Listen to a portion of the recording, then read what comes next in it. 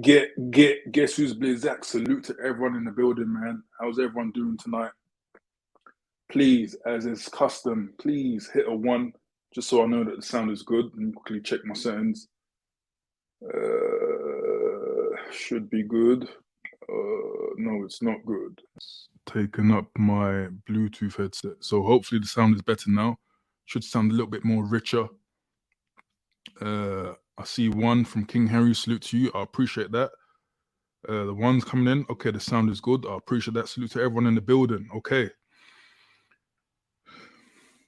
Okay, and I see KB Jones already showing love, man. I really appreciate that. Let me get to that in a sec.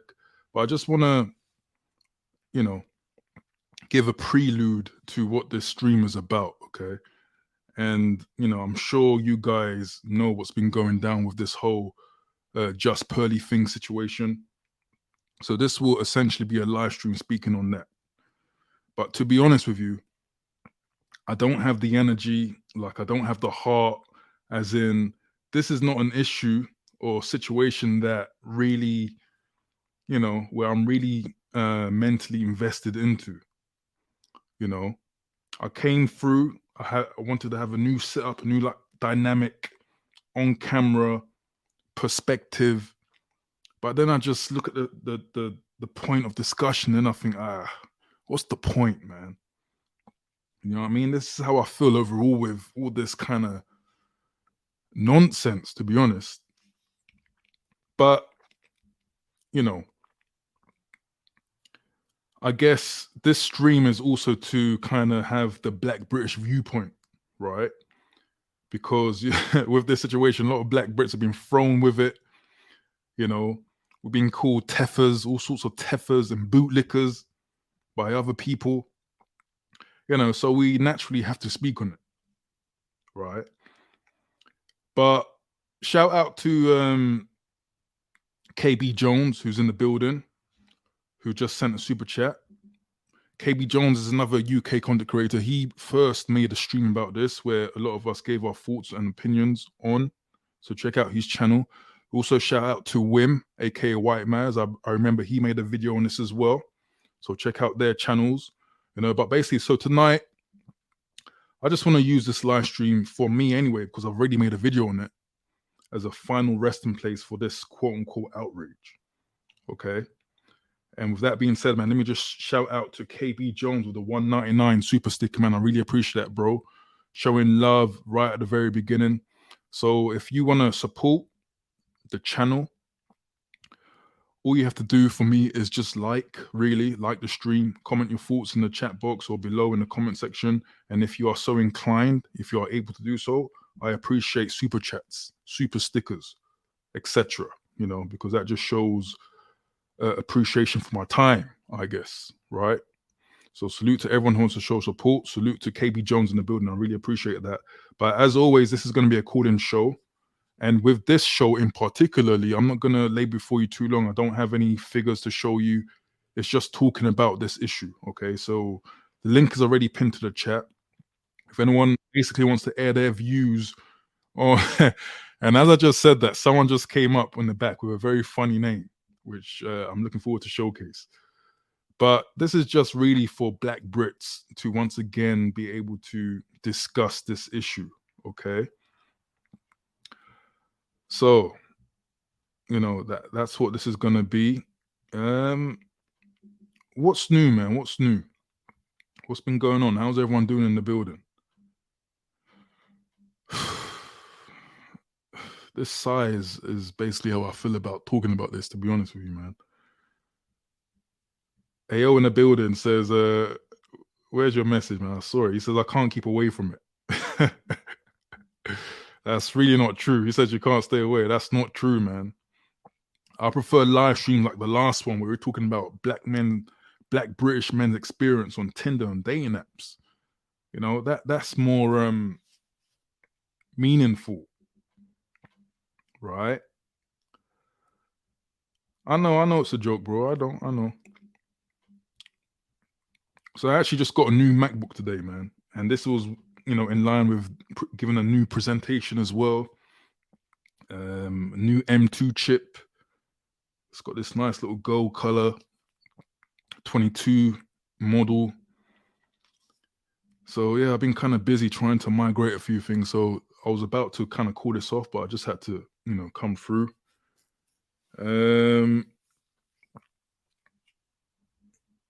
Yeah, I'm trying to give a few updates just to fill you guys in and have little meaningless banter. What else am I doing? I'm gonna see Mario Brothers on the weekend. I'm looking forward to that, man. Looking forward to that. What is a tether? Can someone answer Jesse? What is a tether exactly? What is a tether? Yeah, that's a good point. And with that being said, man, Mario Brothers, check out my gamer channel as well. It should be, actually, it's not, but it should be now underneath in the banner below. Yes, I am someone who's looking to maximize on gaming, since it's big business on this platform. So why not? So check out my gamer channel, Gerudo Gamer, if you're into that.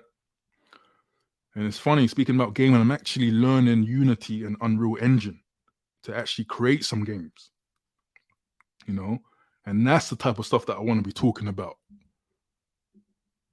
Not this, but hey, what can I say? Hey, it is what it is. If I put the hashtag in the @pearly things, it's gonna generate views. So hey, I have to go with it. But salute to everyone in the building, man. Let me shout out everyone in the building who came through, man.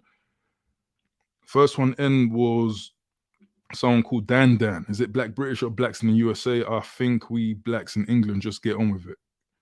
Okay, I'm not fully understanding what that's referring to, but salute to you either way. We've got Leo Mills in the building. We've got Jesse McCook Talks channel in the building. He says the thumbnail got me creasing. Yeah, man, I had to look up that Jeffrey. But that's what a lot of American people think of us, man. We like Jeffrey butlers sipping on tea, probably proper bootlickers, like serving in servitude. Shout out to AO in the building. Salute to you, bro. King Henry in the building. Salute to you. Ephraim Mackworth in the building. Salute to you, bro. We've got Diego Harry in the building. Salute to you, bro. Who else? KB Jones, as always, came through with the first super sticker of the night. Salute to you, bro. Someone called Ray Babineux. Salute to you. Good to have you in the building.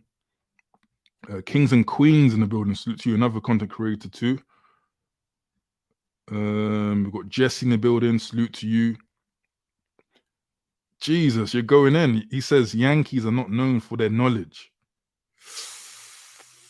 Oof. We got Captain Toast in the building. Salute to you, bro. He says, how can we be Teffers if we're not even in America? You guys really want to push back on that tether thing, don't you? Shit. Oh man, I was watching this today, man. Man, free Trump, man. Free Trump. Free Trump, bro. He looked miserable. But anyway, salute to everyone in the building. We've got some usual suspects. We've got some new faces too. Like I said, I'm not going to labor for you too long. I want to hear really what you guys think about all of this. But hey, I'm going to put forth my points of view in relation to Just Pearly Things. And I'm going to speak a little bit about King Richards too. I'm not too... I don't care to speak about Sora Garvey and his videos, but you guys feel free to talk about it if you want. I need a beat.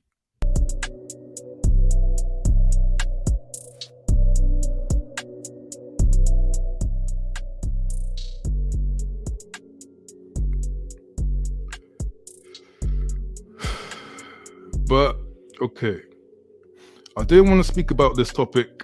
I did make one video, and it's for my side channel anyway. It's doing quite well, right? So I didn't want to talk about this, but here we are. Okay, on the video that I did, I don't know if you've checked it out yet. It's about 12-30 minute video, just speaking about the situation, but my angle was, in so many words, the vitriol that this situation brought to the surface And that's something that already existed between black people, right? So I just found that this is a perfect storm to kind of bring out that rage, you know?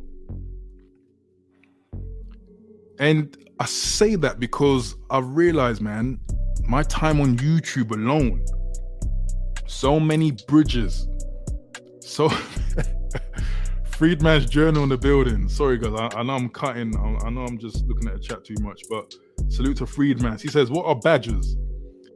I mentioned this in my community tab. I should really speak more about it. But that animal you see before you on the thumbnail is what's known as a badger. So, I mean, it's for the fact that I don't know why we say coons in America, in the UK, sorry. Because I don't believe we actually have raccoons in the UK. I could be wrong. But I know we do have badgers. And so if you look at the badger, you can see what you can see the illustration. Right? It's a scrawny little black and white animal. It bites a lot. It's considered a nuisance or a pest. Right? But that's what a badger is. A badger is just basically an animal that is native to the UK. Or AKA, yeah, coconut. So yeah, that's gonna be my new term for raccoon going forward, badger. Okay, it's a nice UK term. Ephraim says actually we're in the UK. Yeah, that's what badger means. So what was I saying? You like this rage towards black people. You know, on YouTube alone, I burnt a few bridges and I had to do it, you know, because there were a lot of people that had this weird thirst and eagerness to assail, to abuse, to harass, you know, do all these goofy troll things, behaviors, you know, and that just, being on YouTube just makes me closer to knowing just how enraged a lot of our people are, you know, how emotionally set a lot of our people are, how frustrated a lot of people are. Because in the real world, man, I'm very busy. I'm generally keeping to myself, no friends, A to B. You know, I live a straight arrow life, right? But it's when I come to YouTube, it just reminds me of the split that exists between black people, you know? And the funny thing is, I'm one of the chillest, calmest brothers around, you know? So it's quite hard to get on my bad side, but here we are, you know? Weirdos are around here.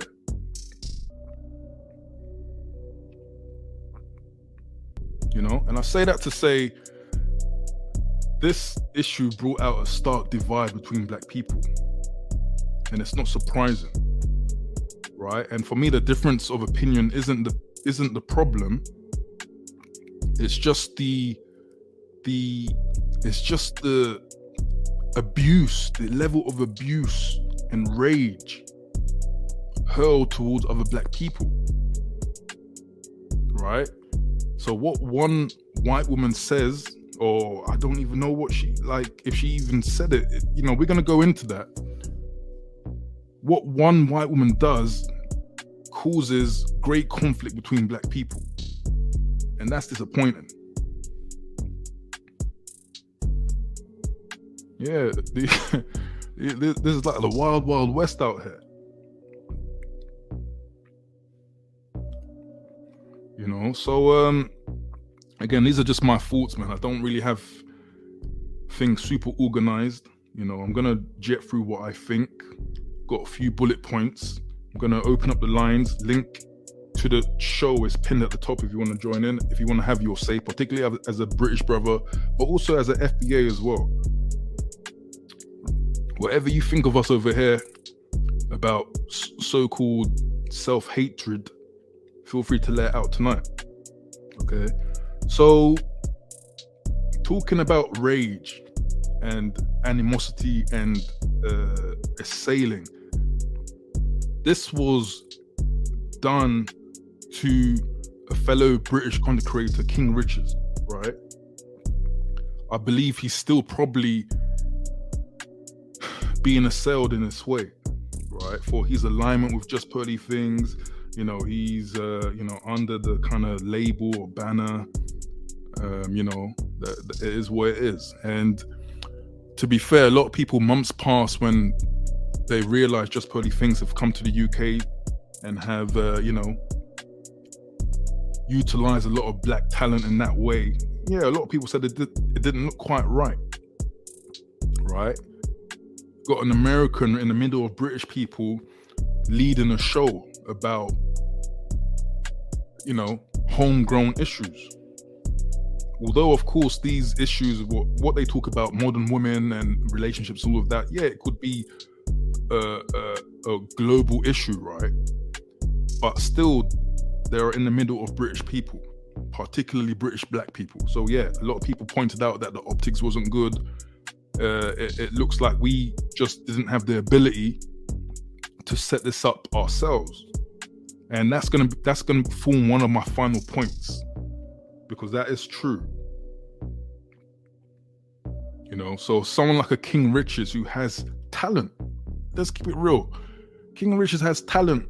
He has the ability to speak, to present, story tell, experience, right? But there was no host for his talent. So I remember King Richards sitting at like 10K subscribers for years,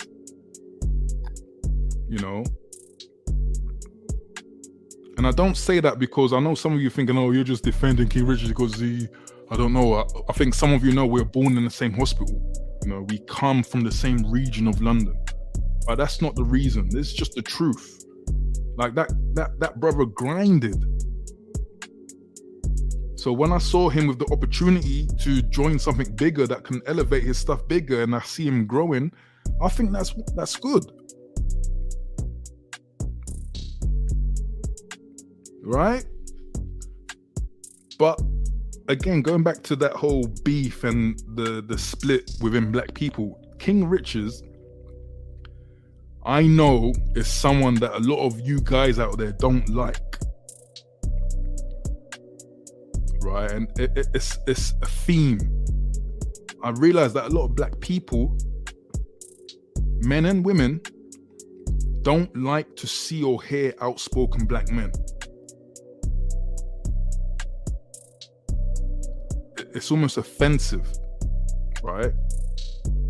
It seems that you prefer someone who's more humble and meek, more quiet, like less bombastic.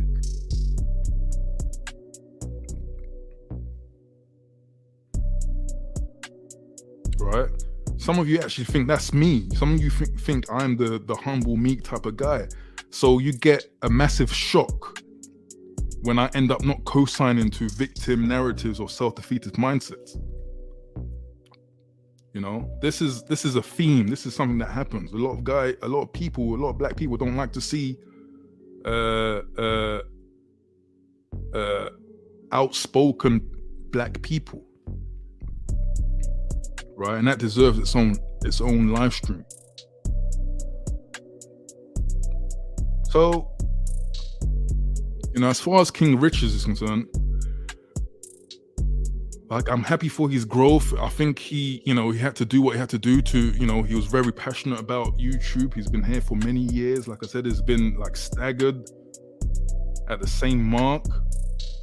I think the only thing I would say about King Richards that he should have done when he was making like streams and videos about the backlash, I think King Richards should have just made one video where he just stated that he denounces the comments that Just Pearly Things aligned with when she interviewed that white supremacist or whatever, right?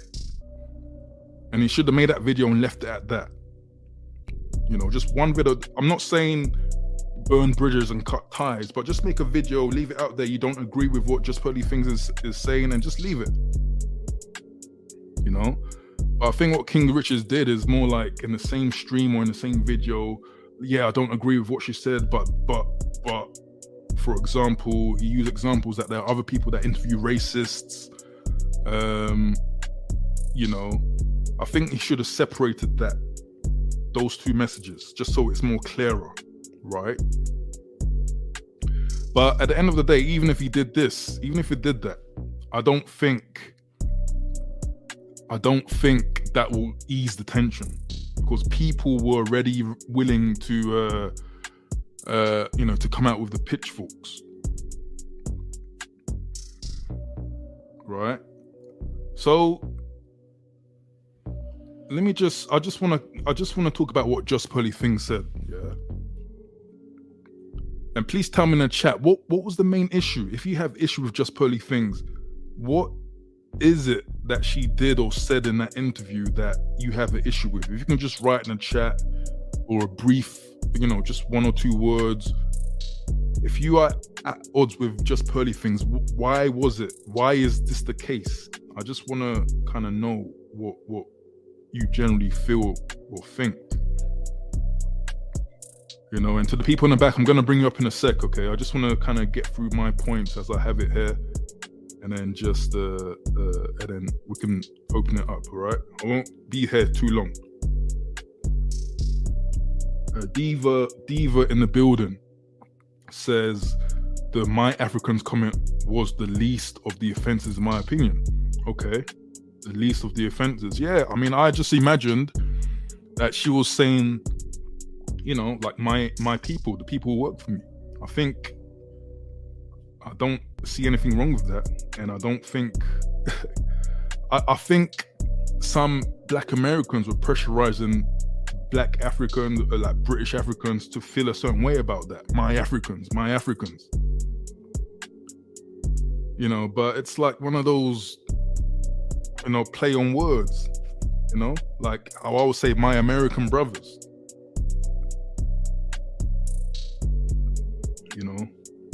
Okay, Leo Mills says she's patronizing. Ooh, Freedman's Journal, a Black American, says Black people don't want to be separated from their victimhood. Frey Mackworth in the building says, I don't have issue with Just Pearly Things. The only mistake is interviewing that idiot. Yeah, I agree with that. And I'm going to speak on that in a bit. So I think from my viewpoint, the main issue that people had was the fact that she was agreeing with, or she said that slavery, so the transatlantic slave trade and slavery in America was embellished, okay? So I'm gonna do what no one else seems to have done, right, when talking about this, and I'm gonna just Google what embellished means. Okay, I mean, I'm not, might not be the sharpest tool in the box, okay? So I don't have the entire English language at command, okay? So I'm just gonna do the dutiful and search this word out, okay?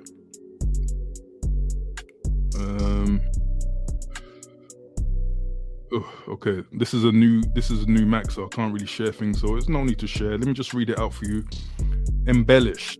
Okay, make something more attractive by the addition of decorative details or features, i.e. blue silk embellished with golden embroidery.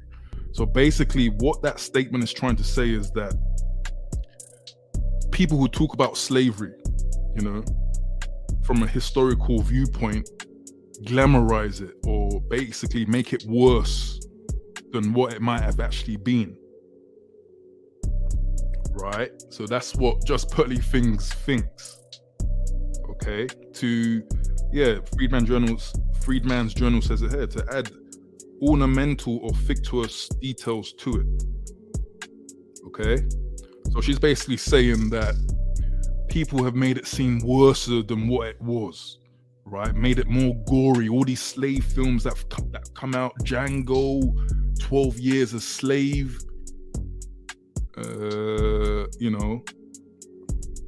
okay. So I just wanna give my viewpoints on that. Okay, people in the chat, let me actually kill this music for a bit so you can come on a journey with me. Close your eyes. Close your eyes for a minute and think back. We're now in 1783, okay? And you find yourself in control of a few human people. And these people have no rights, right? And you run a world leading plantation based business and you run a tight ship. And you know, given the chance that these people will run away at any moment. So therefore, your business will fail. You won't make ends meet. Okay. So imagine that. You are this person. You are in control of people who have no rights. Okay. So in the event that these people might run away, okay, and you, I don't know, you retrieve them, you find them, are you gonna treat these people with oven gloves, with mittens? You know, are you gonna say to these people, you know, don't you run away again, okay? Or you won't get any milk and cookies tonight, you know? Is that how you are gonna treat these people who are effectively basically machinery, right? If they decided to run away, or are you gonna put the fear of God in them through various means? Just imagine yourself in that position.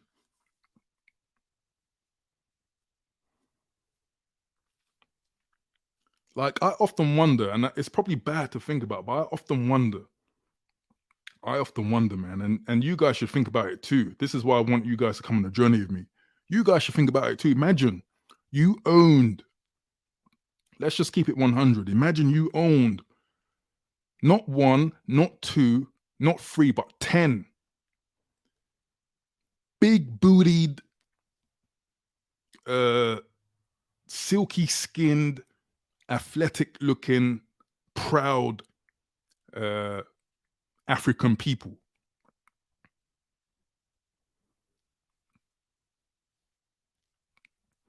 And you're a Christian man, you know, you believe in the word and stuff.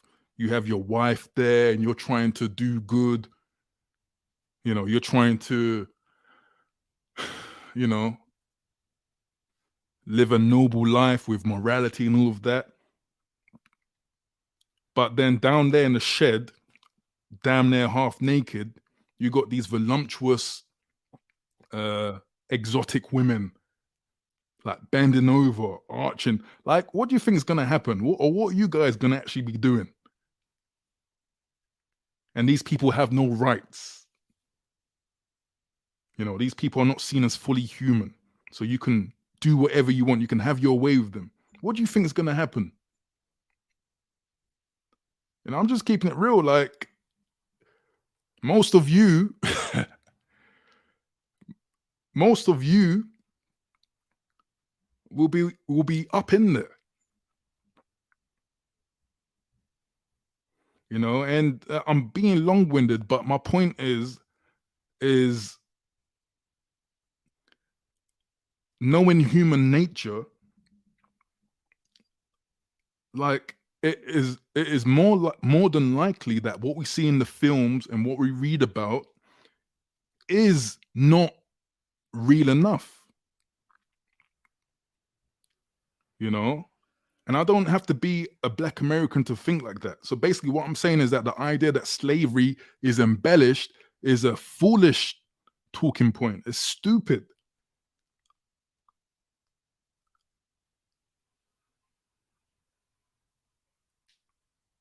You know, all sorts of things will be happening. Grape, all sorts of abuse must have been happening. How can it not be happening?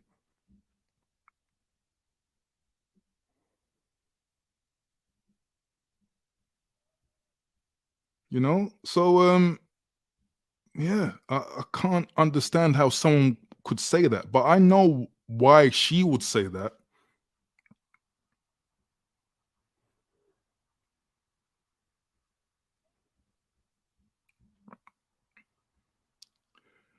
Freedman Journal saying Falcon Bizek, white men went into Africa to catch slaves.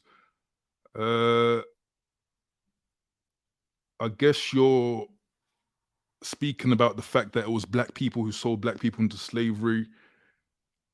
I understand that, Freedman's Journal. I understand that, but at the end of the day, and you can come on and you can teach me better because again, I'm not American, but slaves, people with no rights, are going to be treated inhumanely. That is a fact, right? We can agree to that, right?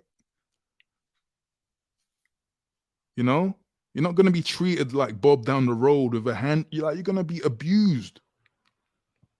All sorts of things, like things that can't be shown in movies and in books, should have been happening.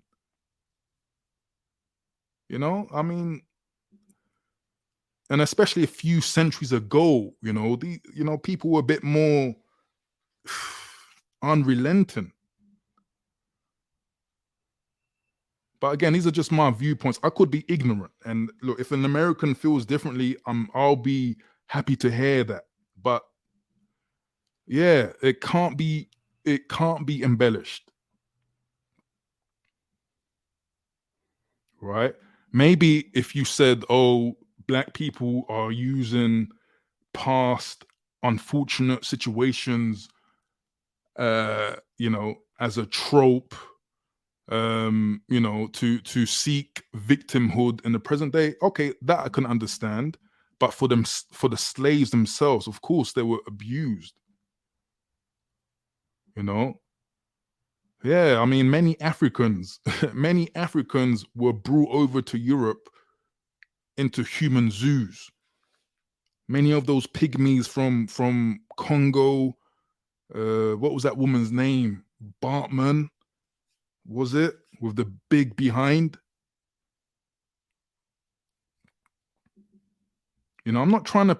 I'm not a victimhood guy, but that point, that point has to be opposed. You can't sit there, ha ha, he, slavery was embellished.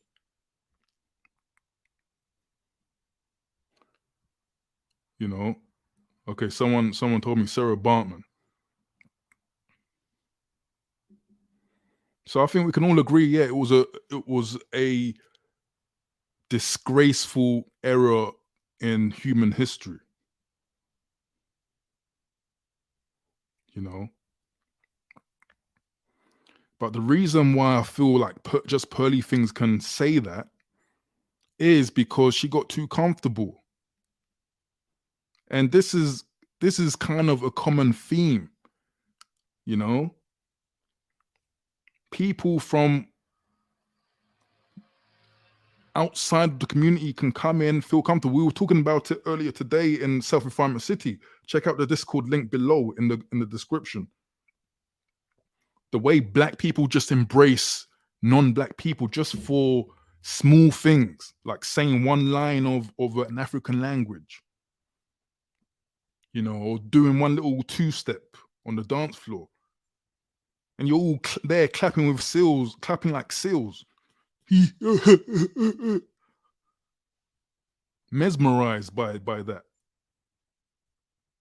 And some people say, oh, it comes from not having dignity and not having, the kind of pride in themselves and looking out to always garner affection from other people. Look, it can be so many things, but it is a thing, right? And the thing with someone like Pearly is that, I've seen some of her talking points and her interviews, and it seems like all she cares about is creating a show. So in a situation, it's like clout plus being comfortable creates this kind of nonsense, you know? No time for thinking, just get views, get views, get views. And then you end up bringing an Adolf Hitler to the bar mitzvah.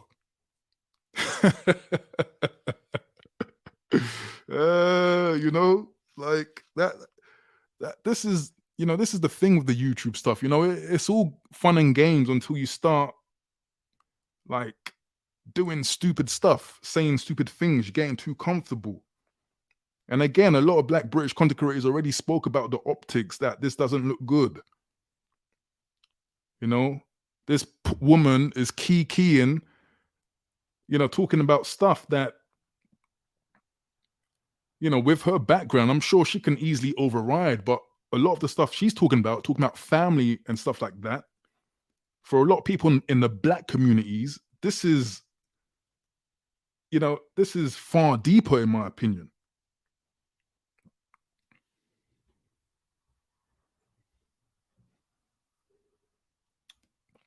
I'm sorry, man. I'm sorry. Bringing Adolf Hitler to a bar mitzvah, that is bars for me. And that's kind of what happened, man. You want to interview a white supremacist in the midst of black people who run your studio. That's just being too comfortable. And again, I'm not the victim guy. I'm not the guy who's going, my wealth has been destroyed because my people were colonized. And no, I'm not that guy, man. I'm always going to be the guy that, look, it is what it is. Yes, the past is unfortunate. We did get effed up. But what are you going to do about it now in 2023?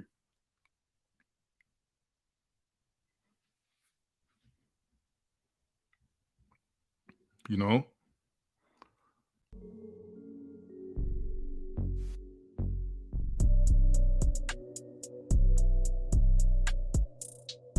Oh,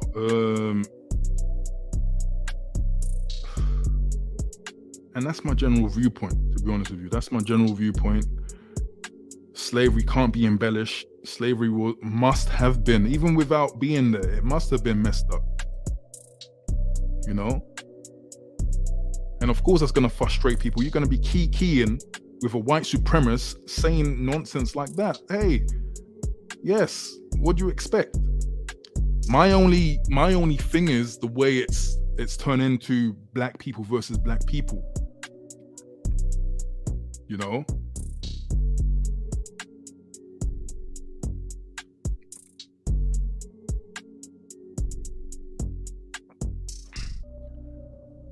I'm just making sure I haven't missed anything else, because I have a tendency to miss things in live stream, and this time I just need to have some bullet points.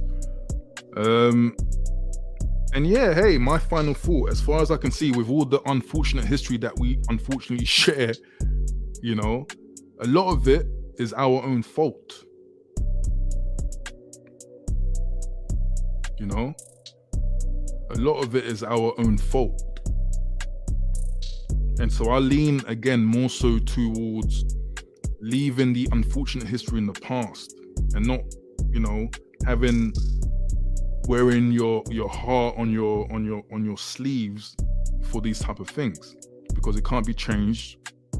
And I also can't hold the average white person accountable as well, because a lot of these acts were made by the elites.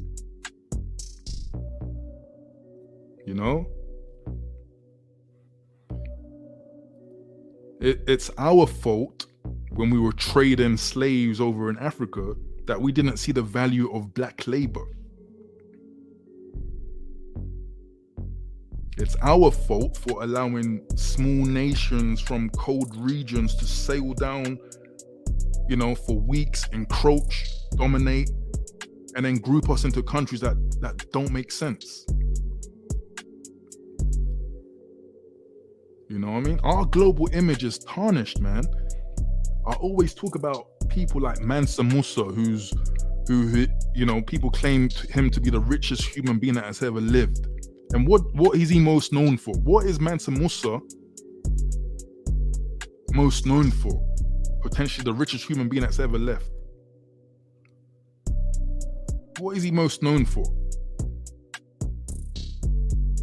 For tricking off his wealth and stunting in foreign lands. Like your average modern rapper, all the chains and the gold and stuff on the camels and stuff.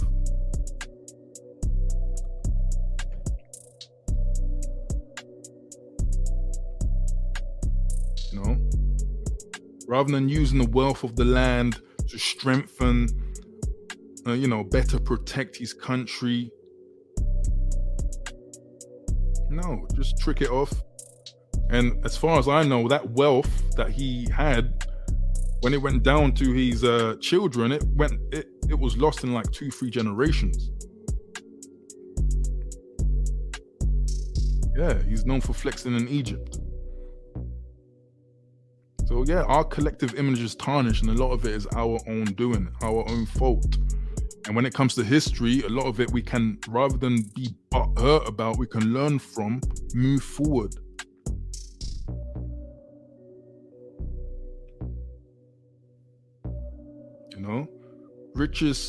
The country with the richest king in the world. What happened to the country? What is Mali now?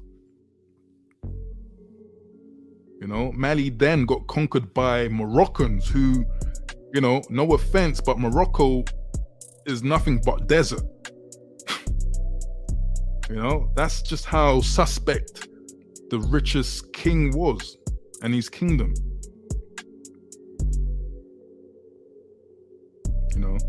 So look, obviously, like I said in my video, if you've checked it out, I can't speak about slavery because I'm not a part of it. That's not my line, right?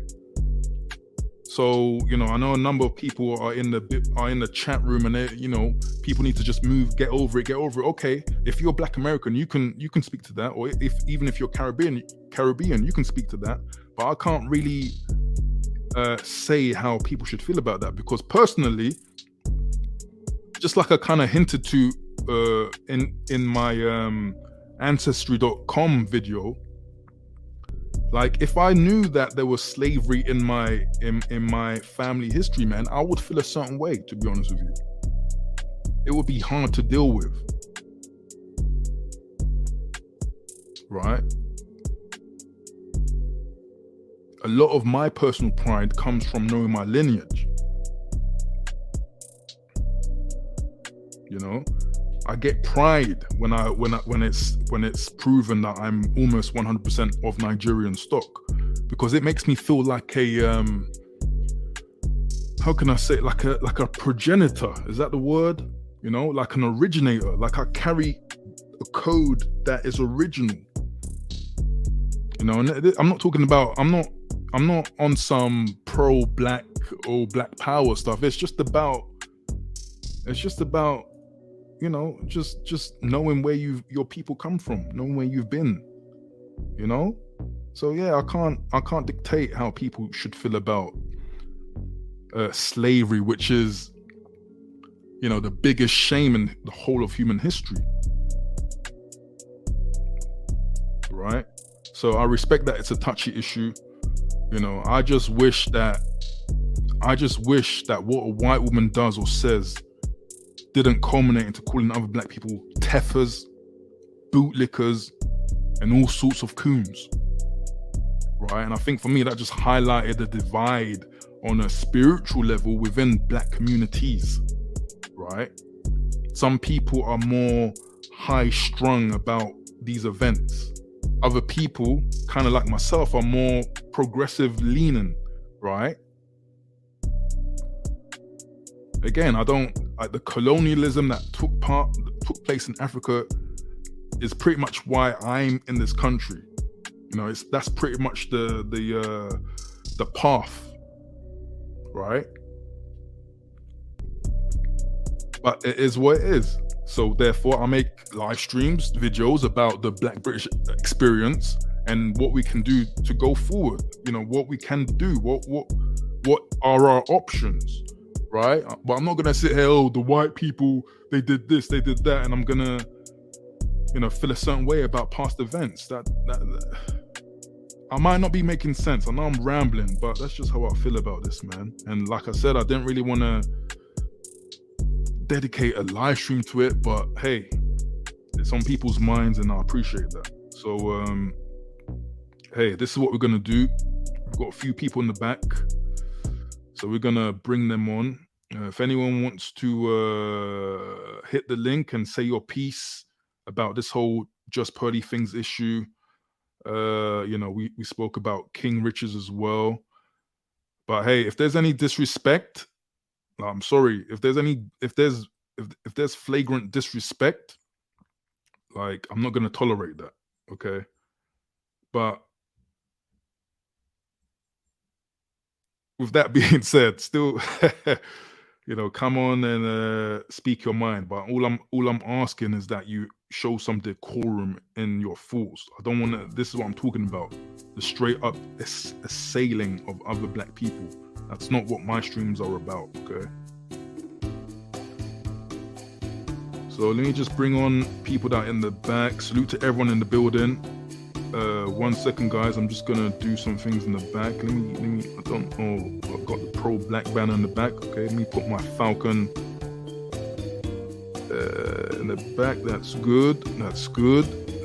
So yeah. I mean, generally speaking, I'm gonna ask the panel. Anyone who wants to join anyone in the chat? What are your views on the whole Just Pearly thing situation, particularly as a black Brit? If you are FBA, feel free to jump on and let us know what you think about the situation or what you think about us, right? And of course, the main question that I probably didn't even answer yet, are black British people self-haters? Are we quote-unquote badgers? Do we lack a sense of, I don't know, dignity or knowledge of self, quote-unquote? And that's why we move in a certain way. All of these things, feel free to use this live stream to speak about this stuff. So once again, we're coming up to 1 hour in. Please do hit the like if you're liking what you're hearing so far. If you want to show support, comment your thoughts. If you can do so, if you are able to, feel free to hit the super chat, super stickers, all of that good stuff, super thanks even when the video's done. I appreciate everyone and everything in the building. Okay, so salute to everyone who's made it. I know it's kind of late in the UK, coming up to 11 p.m. But hey, let's talk about this. Let's hash it out. So salute. The first one in was Jesse McBadger. Jesse McBadger. God damn. Hey, how are you doing this evening, man? I don't know what's up with the name, but how are you doing this evening? I'm good. I'm just in a very, I wouldn't say in the trolly mood, but in a very joking mood. But I obviously know how to be respectful. So, of course. I'm good. Yeah.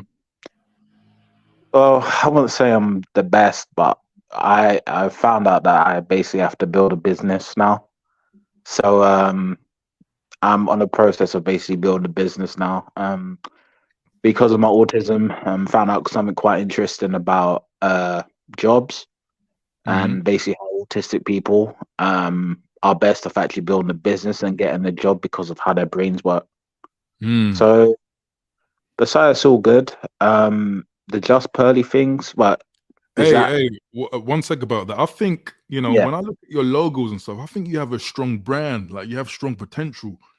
And with your knowledge in autism as well, like, I reckon you've got something there, man. You just need to harness it, or you've got something there. I appreciate that, and so I look forward to to what you create or what you do. Right, I appreciate that. I really do. But let me not throw you in, but you might want to answer if black British people are self-haters. That's up to you. But with the whole Just Pearly things, like, what's on your mind? What do you think about the backlash? And what she said, what she said, was it really that bad in your opinion? Like, anything that you want to kind of start off with? I'll say this about Just Pearly things. First off, I don't think she's a bad person, right? I just think she's very naive, and I just think that the action she did, the action that I just say was very distasteful and insulting, was when she basically brought on Nick Fuentes and basically playing down slavery, right? That's the issue that I have, right? The my Africans thing, I don't know how to interpretate that. I don't know how she really meant it. For some, it may be offensive. For some, it might be funny. For some, it may be just interpretation of people, seeing it as a kind of weird bonding session or word or gesture.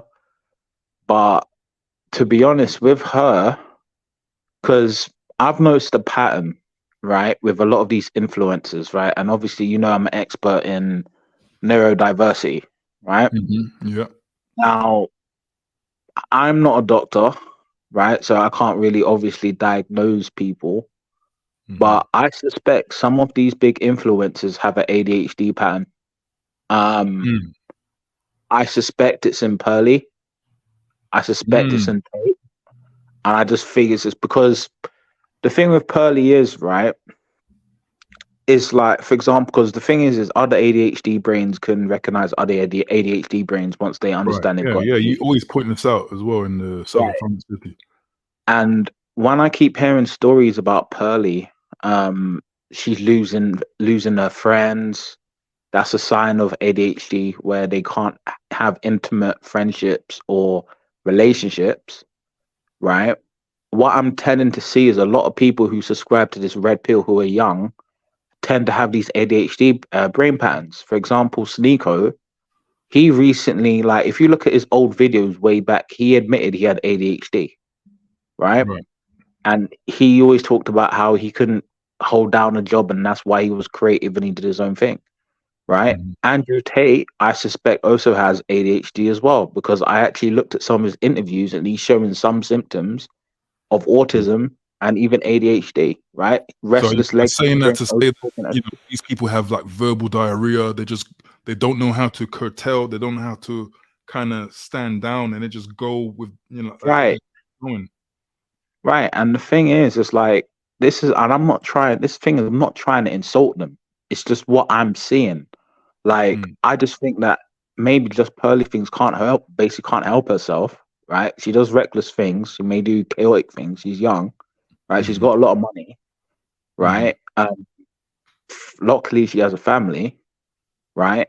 And there's just something not go. There's something in her brain, like that is just making her do these things, mm, right? Now, I will say that doesn't take. That doesn't remove any responsibility of her actions, right. right? In the end of the day, she did what she did. It affected people. And before I close, because I want other people to talk, obviously, is Mhm, that I don't think black people should be shamed for having a difference of opinion and ostracized out of mhm. just for having a different viewpoint. So You when you know, say different viewpoint, what do you view as a different viewpoint? As in how offensive they found just purely things to be, and the interview, for example, is that what you mean? it's how people interpret how certain events happen. I'm gonna say it's morally wrong what just Pearly Things done. Straight up, I condemn her actions. Mhm, But when I keep seeing how people are interacting with each other, right, there's shaming tactics going on because someone just has another viewpoint. I just think it's wrong, right? Everyone's mhm, entitled to their opinion. If you're a black person, like as Diego Afe would say in his book or his says decentralized blackness, I believe mhm, there needs to be more decentralized blackness where black people can be unique black people, whoever they are, mm, whatever creed, culture, or nation they're from, and could independently think and not think in this tribalistic, let's say, hive-minded monolithic thinking, right? mhm. That's what I think, right? And I will say this to end. I'm gonna make up my own term where I'm seeing a lot of these influencers, just Pearly Things has something, and I call it algorithmic desensitization. All right. I'm not gonna explain Trademark. what that is. I'm gonna make another video talking about that, and that is gonna have to be just put out there and trademark. But anyway, I'm done. Okay. Great points from JM in the building. Salute to him. Good points. The first one to bring up the kind of ADHD perspective, which is quite interesting. And sometimes when I look at her, the way she speaks, and it's no this to her, but there's a goofy-ish kind of demeanor, man. So I kind of understand what you're saying. So salute to JM, Jesse McBadger in the building. Salute. Is Diego Ifa there? Because he was in next, but if not, I think he said he'll be right back in the back chat. If he's not there, we're gonna. Yeah, I'm Okay, back. Diego, Back you're in back. town. Okay, salute to Diego, man. How you doing this evening? Yeah, I'm good, man. How you doing? Hey, good man. I can't complain, man. I can't complain, bro. Good to have you on board. It's good to be on. Hey, I appreciate that. So we can come with many angles because I'm sure you have. You might have a few focus points, but with what are your thoughts on the Just Purdy thing situation? You know, I guess the same question as posed to Jesse. Mm. Like, is what she said or what she kind of agreed with or aligned with? Is it really worthy of the outrage that has been coming out of people on the YouTube? Or So many thoughts came to mind, man, throughout like mm, obviously like your initial kind of opener. And mm, there's a few things. So where would I go with sure, this? In terms of what she said, right? I feel like okay, not feel, but I've actually observed this. Prior to her saying what she said, for some reason she has been particularly offensive. Or when I say offensive, it's not even the best way of explaining it. In other words, she's triggered many more. I'd argue she's triggered more people across the pond than she has in the UK. Okay, mm, this is prior to her saying what she said. It's just what she does, how she does her platform. You know, maybe people have made the observation that certain people can't speak outside of a certain framework. They almost right, have to kind of speak within the model that she set out. And in some cases, it's actually more subjective. They don't like the idea that there's a white woman that's allowed to effectively come into black spaces mm-hmm, and, really kind of push her agenda, right? Rightly or wrongly. mm, So I believe that this here was the thing that was like, yes, see, this is what we've been saying all along. mm-hmm, Now, how do I put this? The diva said it in the or diva said it in the comment section that she's not a real person. She's a personality at the end of the day. She's not obviously what she's like offline to a certain extent and what she's like online. I think there's definitely a chasm between the two. mm-hmm, Um, I think that well, she not think, but I made the observation that she even said it herself that she's an entertainer first and foremost. So right. she's not really an ideologue. She doesn't really stand for on any real principles, if that makes sense. I agree She with that, and that's yeah. the thing. Why then would you bring on a someone like a Nick Fuentes, right? To Mhm. like, it becomes stupidity, like mindless, coordination. You're just for views, and she's Mm. sitting in the middle of like, yeah, it's just strange to me. Mhm. Yeah, exactly, man. And the thing is, her manager was the one that set up that interview. So her Apparently, manager, oh, okay, the manager, yeah, I think Sarah yeah. Garvey showed him on video. Is that the person? Yeah, Like, yeah, yeah. That Kobe guy, I think, if I'm getting his name correct. Yeah, he was the one that set up the interview because let's face it, however one wants to dissect it, it seemed very left of field. She went from talking, hashing and rehashing and regurgitating talking points and recycling material on modern, relationships and yada yada yada. To, mm, even talking points that she would say that sounded so glib. There's no real passion or force behind it. It's right. very. Do you understand? I'm sure you get where I'm coming from. It's That's like exactly why I almost couldn't kind of like watch. a conveyor belt. That's exactly why I couldn't watch the content because it's like, Yeah. what do I gain from this? You Hmm. know, I was amazed the way like she drew so a large amount of people Mm. who would already know these talking points from a lot of other men who speak about this. I don't know, Coach Greg Adams, all these Hmm. other guys that have been saying this for many years, but yet they still want to view her speaking about this. It's like, why? What? It's like a never-ending thrill. Usually, as you said, something the novelty of something should wear off, and in this case, should have worn off a very long time ago. But Mhm, there's a large contingent. I don't even want to call them necessarily in quote incels. I feel like that term has been bastardized and over hackneyed. So I'm not even going to use that word. But there are a subset of people from different, when I say relatively different backgrounds, right, with different kind of like dating prospects and so on and so forth. But this is like it's a fix. Like it's almost like they come on to get their fix and mhm, then boom. Do you understand? So it's just something in a sense. When people may think about certain instances where they've had, unsavory experiences with women, if we're talking from the man's perspective, or mhm. they've come across feminists ad nauseum. When they're hearing these terms like, oh, the modern woman, this and that, it makes them feel good. Like, yeah, bitch, yeah. You understand? So it's like that. I'd argue that that's where the entertainment comes in, and almost like. it's weird because a lot of the people that hash these talking points are doing it for money.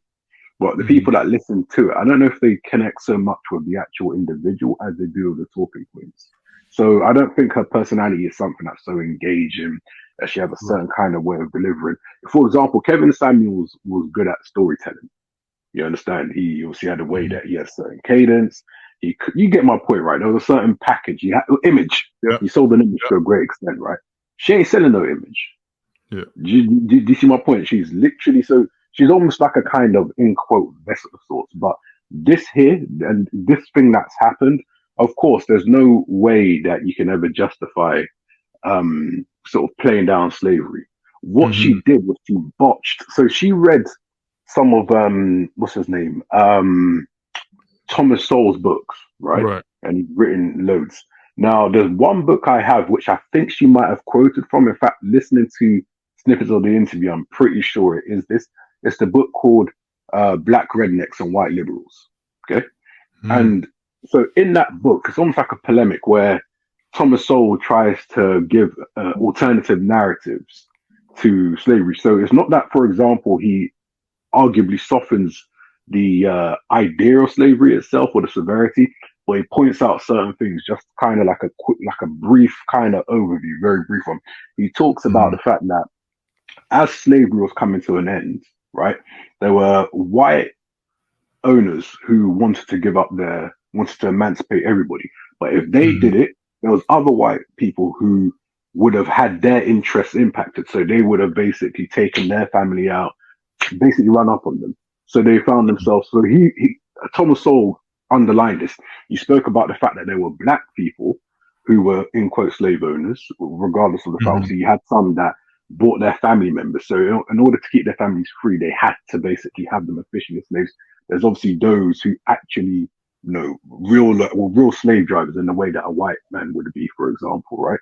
And then there's the element of those a contingent of black people that fought for the Confederacy and in general, in other ways, to preserve slavery because it was in their interest.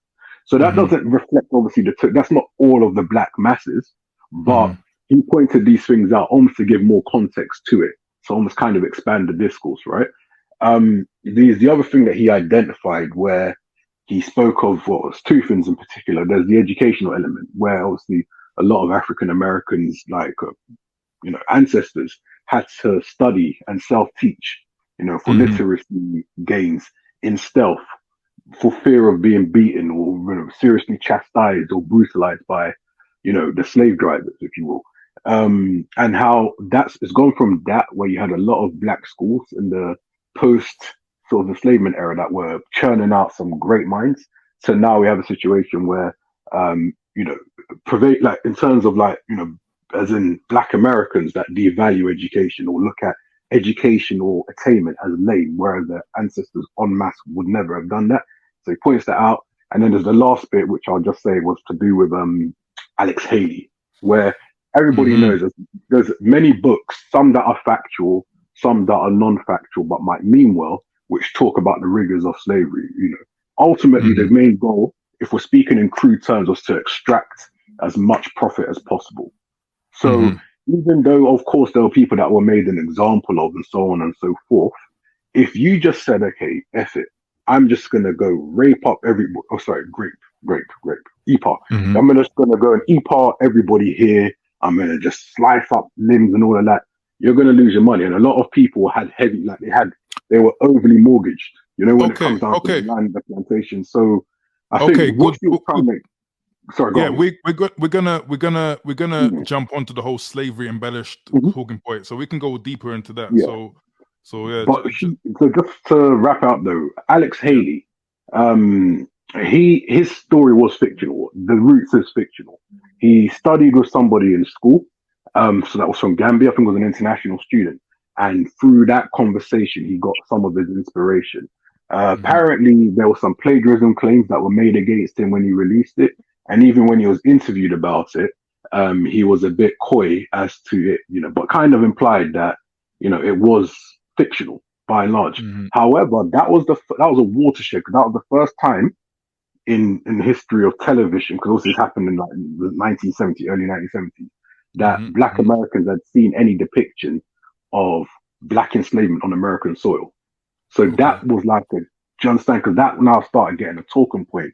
Certain talking points emerged from that, certain disdain, and obviously the discussion of reparations emerged from that. It wasn't a topic prior to it. So that's what it was. And so because it was in quote fictional, I think that Pearl used that as the hook to say it weren't that bad. It was that bad. But of course, there's you understand what I'm trying to say. So certain points got conflated. Long story short, she's not an expert in it, and she was basically out of her depth. So yeah, pass it on. Okay, great points. Because we're gonna open that up, man, in a bit with the whole embellishment piece. But great points as always. Great opener, strong opener from Diego if in the building. Salute to Diego. We got a few super chats before we move on to Kings and Queens and then Shah 25. Salute to Outgunned with a $4.99 super chat. I really appreciate that, bro. Let's see.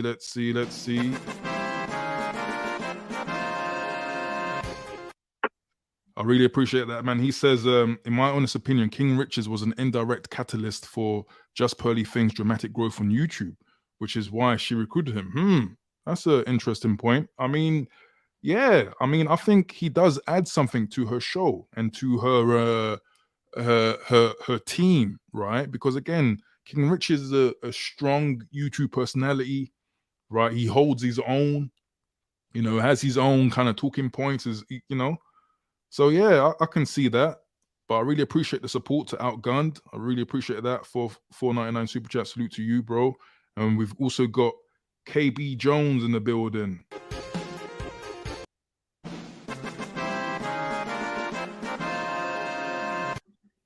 Man, I need to. I'm definitely gonna work on these, man. Trust me, I'm definitely gonna work on these. Okay. But salute to KB Jones in the building with a $1.99 super chat. Black British always. I appreciate the support, bro. As always, go and check out KB Jones' channel, man. Great channel. He's soon gonna be at 1K as well. Like this, this brother. He's been very consistent with it. So I'm happy to see that. So check out KB Jones' channel as well. Salute to you, bro. Appreciate you being in the building. Kuma makes a good point. Just below that super chat, he says dehumanization is dehumanization. They were treated like beasts of burden, and I agree to that. But we're gonna open that point up in the second round, okay? But let's move on to Kings and Queens in the building. Kings and Queens, how are you doing this evening? I'm good, man. Salute to you again, as always, Falcon and the team. I tried to super chat you earlier on, but I've got issues with this phone. I'm not lying, honestly. I did try, but my phone is playing up, so I'm going to have to get into work out why I don't know what it is, link my card to for me, the fault is what counts. So I really appreciate that. You didn't even have to say that, so I believe it's the super chat that counts, man. Don't lie. Right, but I appreciate that. I appreciate that, King of Queens. Are you going to stream after this today? Or no. I'm trying to sort out some paperwork. So cool. I was going to. That was, but I've got a bit of paperwork I need to play around with. But okay. So what are your thoughts on the whole Just Pearly thing situation? Is it overblown or is it rightfully met with this type of outrage? Okay, so this conversation is the conversation that really needs to be had regarding the relationship between us and our dear brothers across the water. That is that's the real conversation as far as I'm concerned. Right now, why do I say that? I say that for a few reasons. Number one, and I've said this on my channel as well. Number one, I like what I like what Just Pearly Things is doing. I like what all of these white content creators are doing that hold the modern, independent, feminist-minded females' feet to the fire. Right now, that's important. That is the reason. That's the primary and really the only reason that, if you like, black male ADOS, formerly known as African American content creators, right, support her. They support her because basically she is doing the job, right, of holding these women's feet to the fire, right? That's the only reason why manosphere, black manosphere content and white manosphere to a smaller degree, although that's another conversation, but that's the reason why black manosphere content creators support her. Right now, the real question is then, right, what's more important, right? Is racism more important than holding the feminist-minded of whatever color, right? Holding these modern, independent, feminist-minded, I don't need no man's feet to the holding their feet to the fire. You know, which is more important, right? Is racism more important, or is this more important? Now, you know, there is an argument, and I totally agree with it, that feminism is a part of racism. But the problem is that in our community, in the black community in the UK, right, our women stayed married up until quite recently, right? And then there's feminism in the West. Even Nick Fuentes, that guy that doesn't want to admit that he's a Mexican, even he admitted that ground zero for feminism is the West, is northern Western European countries and America, right? And black women, all black women that have been socialized for the last 50 years in the West, right, have lapped it up more than anybody else, more than any other group of women living in the West. They've lapped it up. That's just that's self-evident, right? Okay, so that's what JPT is doing right, in your opinion, that she's making this, kind of public, another big content creator. Yeah, so it's obvious that is what she's doing correct. All of that work is absolutely correct, right? Now, but the problem, it's not her problem actually, but there's been a lot of ADOS, what they call them now, African American descendants of Federated slaves. Black Americans, I think. Yeah, FBA is formerly known as African Americans, content creators, female content creators that don't like the fact that she's white. They don't like the fact that she's a white girl, right? They're ignoring the work she's been doing, holding modern independent women's feet to the fire. What they've tried to say, what these women have tried to say, is that she's making a mockery of black women, right? Now, none of them have been to the UK, right? None of these people have been to the UK. None of these women have been to the UK, right? They don't know the makeup of London, number one, and they refuse to understand that it's mainly 2 or 3 or 4, or now I think she's got a bigger load of people that go out and recruit for that show. I mean, any one of us living here would know that no American can come to the UK and find people to go on a show. It's not possible because they don't live here. It doesn't take anyone, a rocket scientist living in the UK to understand that Pearl couldn't even find a way to Notting Hill Carnival, where somebody had to take her there, right? The point here. What are you saying? That's not a knock. If I went to Maryland, right, to visit my brother, right. I couldn't find my way around on the subway. It took me ages. That's not a knock on anyone. It's just if you don't live. So black British people shepherd her to find the carnival. Is that what you're saying? Yeah, they took her down there in the same way that you would take any foreigner, right, down to the carnival or to Petticoat Lane if it still exists, or anywhere, because you'll just get lost. That's a side point, right? So the natives, quote unquote, the natives shepherd the colonizer to the interland. Damn, man, it gets deep. It's not that deep. It's basically just taking someone who don't know their way around London. It's literally that simple. Anyway, right? So that's a side note, right? But here's the real deal, right? Some of those black women, right? Six the Goddess and other other dodgy women like that. And she's a dodgy old girl, right? Basically just don't like the fact that she's white, right? And what they've decided to try and focus on is I'll come to the bit where I'm going to knock her in a minute, trust me, right? But they simply don't like the fact that she's white, right? She's been quite successful, and there's what they've tried to do is use the fact that there's black girls on the show, right? And they've refused to understand that it's black men basically that are going out recruiting all these little girls, and there's nothing you could do to stop them from coming on anyway, because they all want to be famous. All of them sing the Bros song, "When Will I Be Famous?" All of them, they'll go onto any social media, right, as Miss Brown Pants did, right, to basically just to boost up their own social profile. Right, Okay. that's so it's so basically there's jealousy going on, right? And don't get me wrong, there's jealousy going on, right, amongst some of them black females in America, right? Because she's white, her platform's blowing up, and all of that, it's mixed up with all of that African American. And don't get me wrong, right?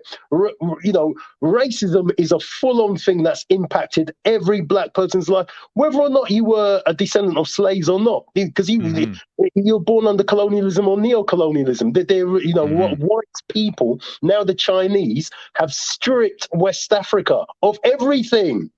Right, that's just a fact. That's a historical and a present day fact, and I've studied it for years.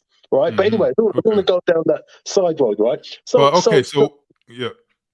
that's what Pearl and channels like Whatever and other white channels are doing correct in the West. They're doing a good job, and they're doing all of that right. The problem is, though, here's the problem. Right, this is the problem. Right, how can I say this? Right. So, you see, when it comes to racism, right, he who feels it knows it. That's a popular saying, right?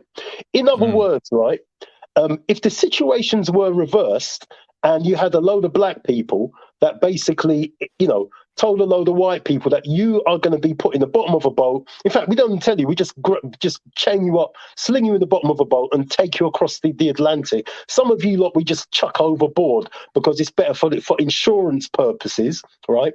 We bring you into was it whatever port, they brought slaves in the Americas and the Caribbean and Haiti, right? The only island to, anyway, don't want to sidetrack it, right? So, and we did all of that, and we, sold your little picnic them, sold the mum, that's basically just raped the women, just impregnated you, just had our way, right? Raped raped your little girls, raped your little boys, screwed your men. Okay. Just easy on the R words, please, sir. Easy on the R words. Apologies. But let's just say the situation was reversed, right? Do you feel that Just Pearly Things and other white content creators, do you feel it would be more personal than business? The answer is yes. Right? Do you feel that interview with Nick Fuentes, the guy that doesn't want to recognize he's a Mexican, do you feel that that Just Pearly, the woman who had experienced the enslavement of her people, do you feel she would have slightly conducted a slightly different interview? The answer's obvious, isn't it? Right? So, but here's what I would say, and her comments around the enslavement of black people. I'm going to paraphrase. I'm not going to paraphrase it. So we're going to go deeper into the slavery issue in the second round. I'm not going to go into it now. But all of those comments were clearly clear. That was a racist comment. Now, do I have an issue with that? Yes, but why do you have an issue with that? Because you started it by saying that you align with her and she's important for the culture. Yeah, but you see, you got to look at the whole picture and then make a judgment, Falcon. So any racist comment, all black people should have an issue with. Any comment against what happened to our brothers, the Jewish people, right? All decent thinking minded people should have an issue with, because we're human beings living on planet Earth, all spinning around on the same globe. Recognizing somebody else's humanity is what you should do. Right now, if you make a mistake and you acknowledge your mistake, because at the end of the day, right, I'm going to totally agree that what she's gone and done, she's given our whole heap of black people work. That woman, you have to acknowledge it, no matter what anyone says. That black woman has given our whole heap of, white woman has given a whole heap of black people work. And I'm going to be really honest with you, not a lot of other people, not a lot of other black people either are in a position to do it or would have done it or want to do it, right? And that's self-evident. And it's also the truth, right? Okay. So we got to acknowledge truth where it is. But here's the thing. Here's the key as well, Falcon. You see, the best thing white people can hope to be, the best thing in relation to non-white people, are we ready for this? The best thing they can hope to be are anti-racists. What is an anti-racist? An anti-racist is the opposite of a racist. But here's the thing. Being an anti-racist is in the moment.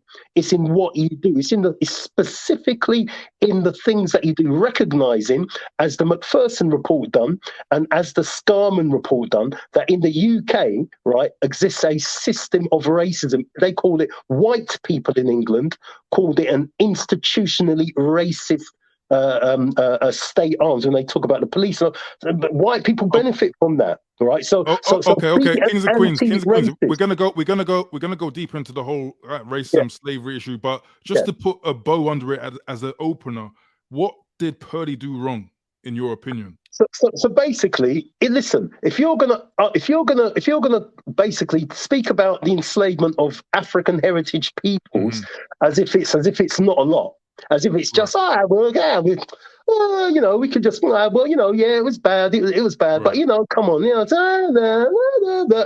that kind of attitude, right? It's wrong. If we did that about any other genocide, right, I would say, as an African heritage person, it's wrong.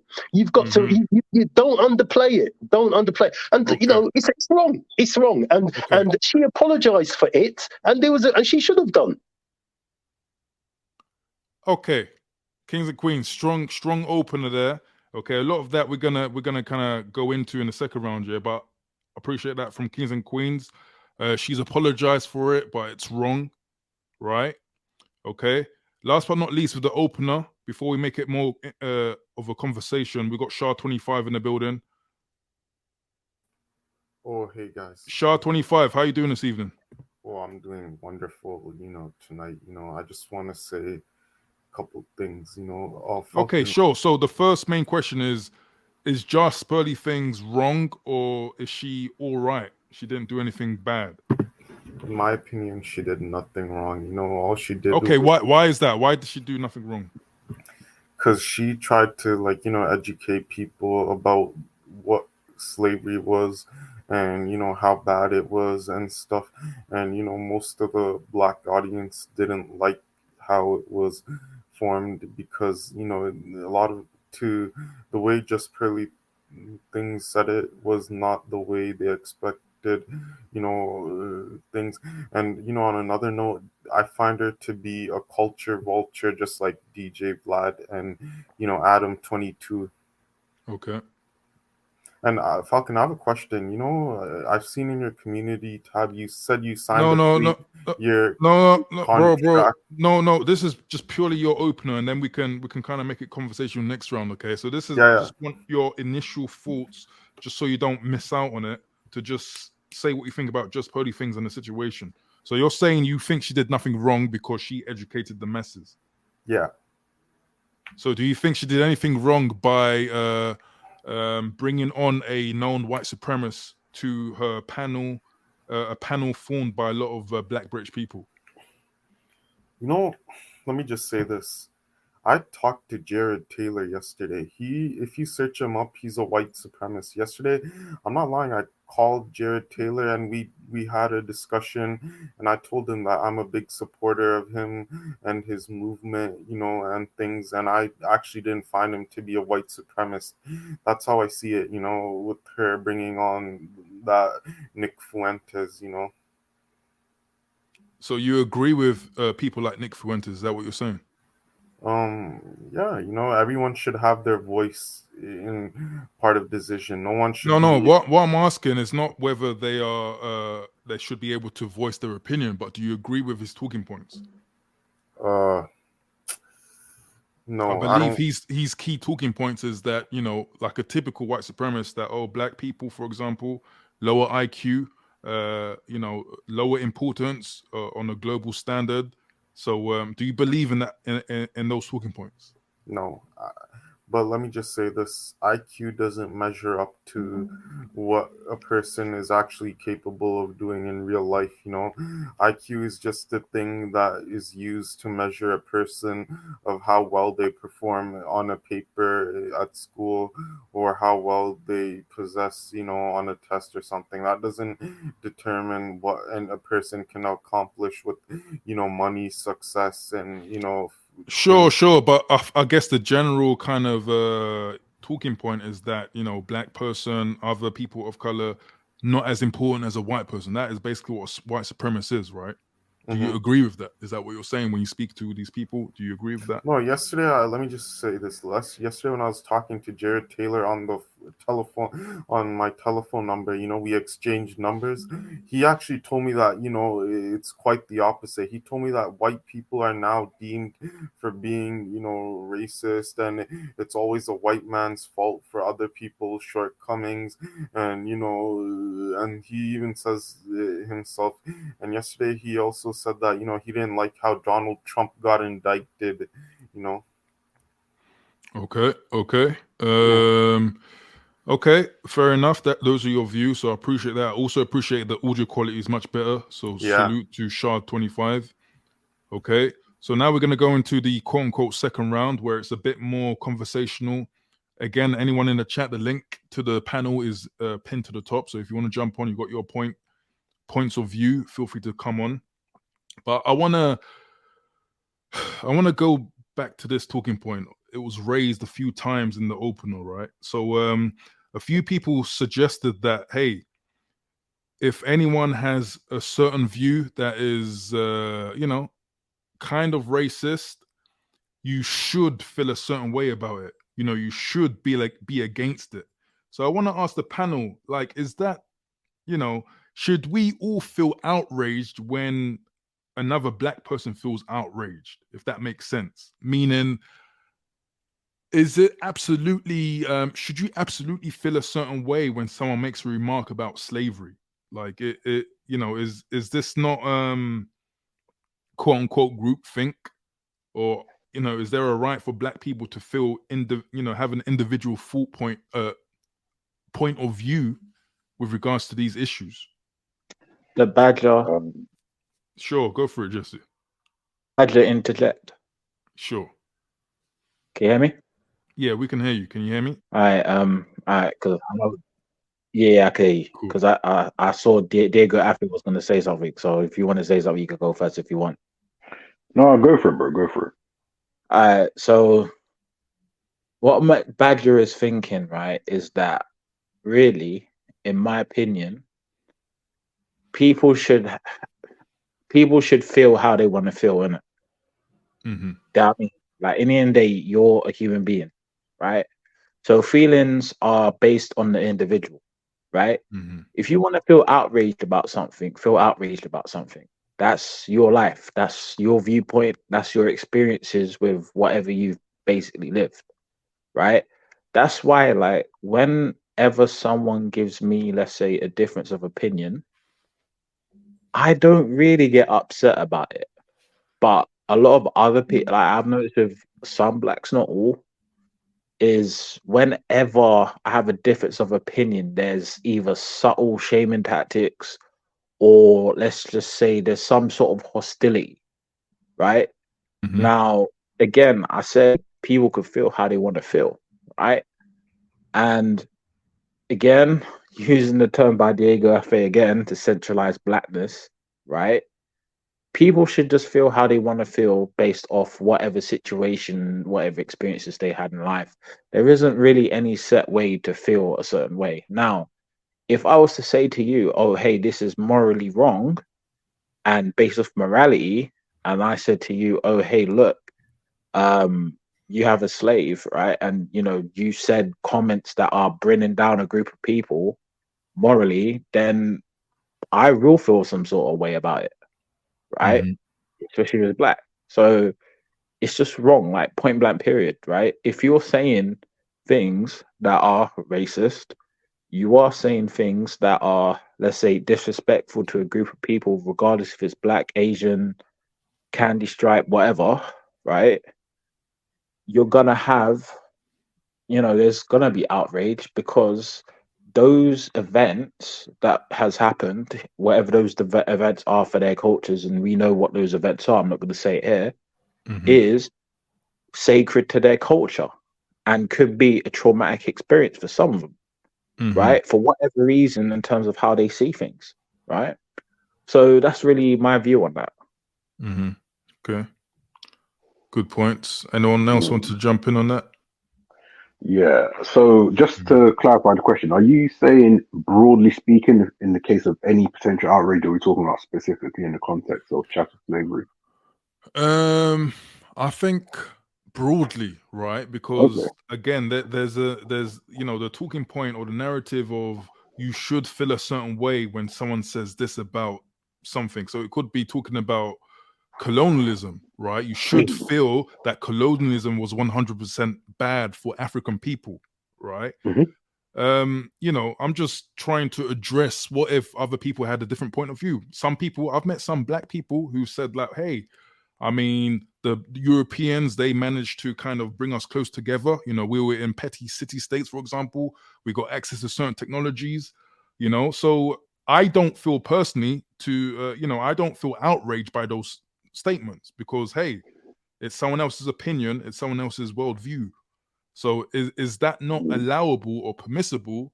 And should people be limited to quote unquote staying on code and having a group, a group kind of answer or sentiment to certain points?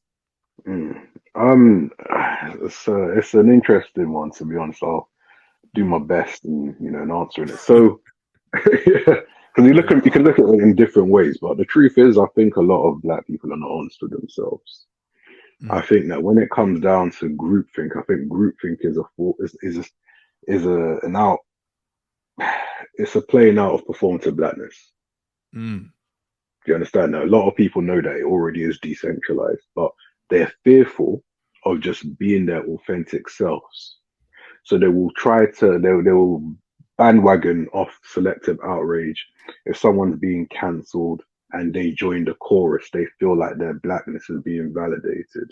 And so depending on what the prevailing trends are, people will move helter skelter, just trying to make sure that they're on the right side of the in quote groupthink / individual divide, if that makes sense. So I think that many black people are not as uniform in their thoughts.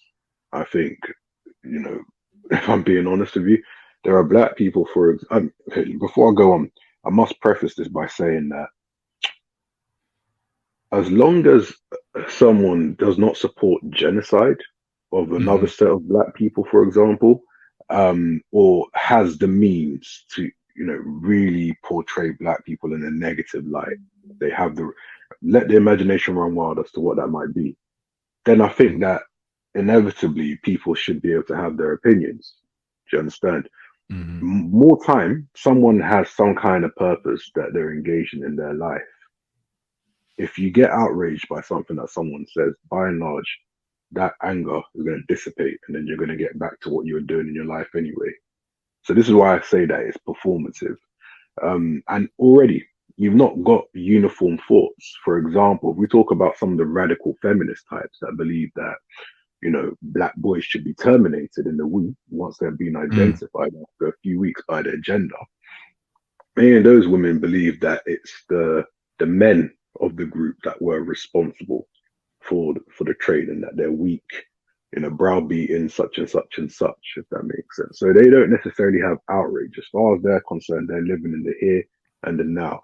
What advantages can I basically get? And because maybe their material lifestyle opportunities are, they don't really have access to it, they want to weaponize that frustration at somebody. You can almost look at it like a broader kind of racial politics, if that makes sense, and people are just trying to find their way. If they're not having, if they're not trying to be validated by bandwagoning off selective outrage, right? Then they are, hopefully I lost my train of thought here. If they're not trying to bandwagon, then they are, what's the word I'm looking for here? They're being opportunistic if they can. Oh, that's a key one. Opportunistic.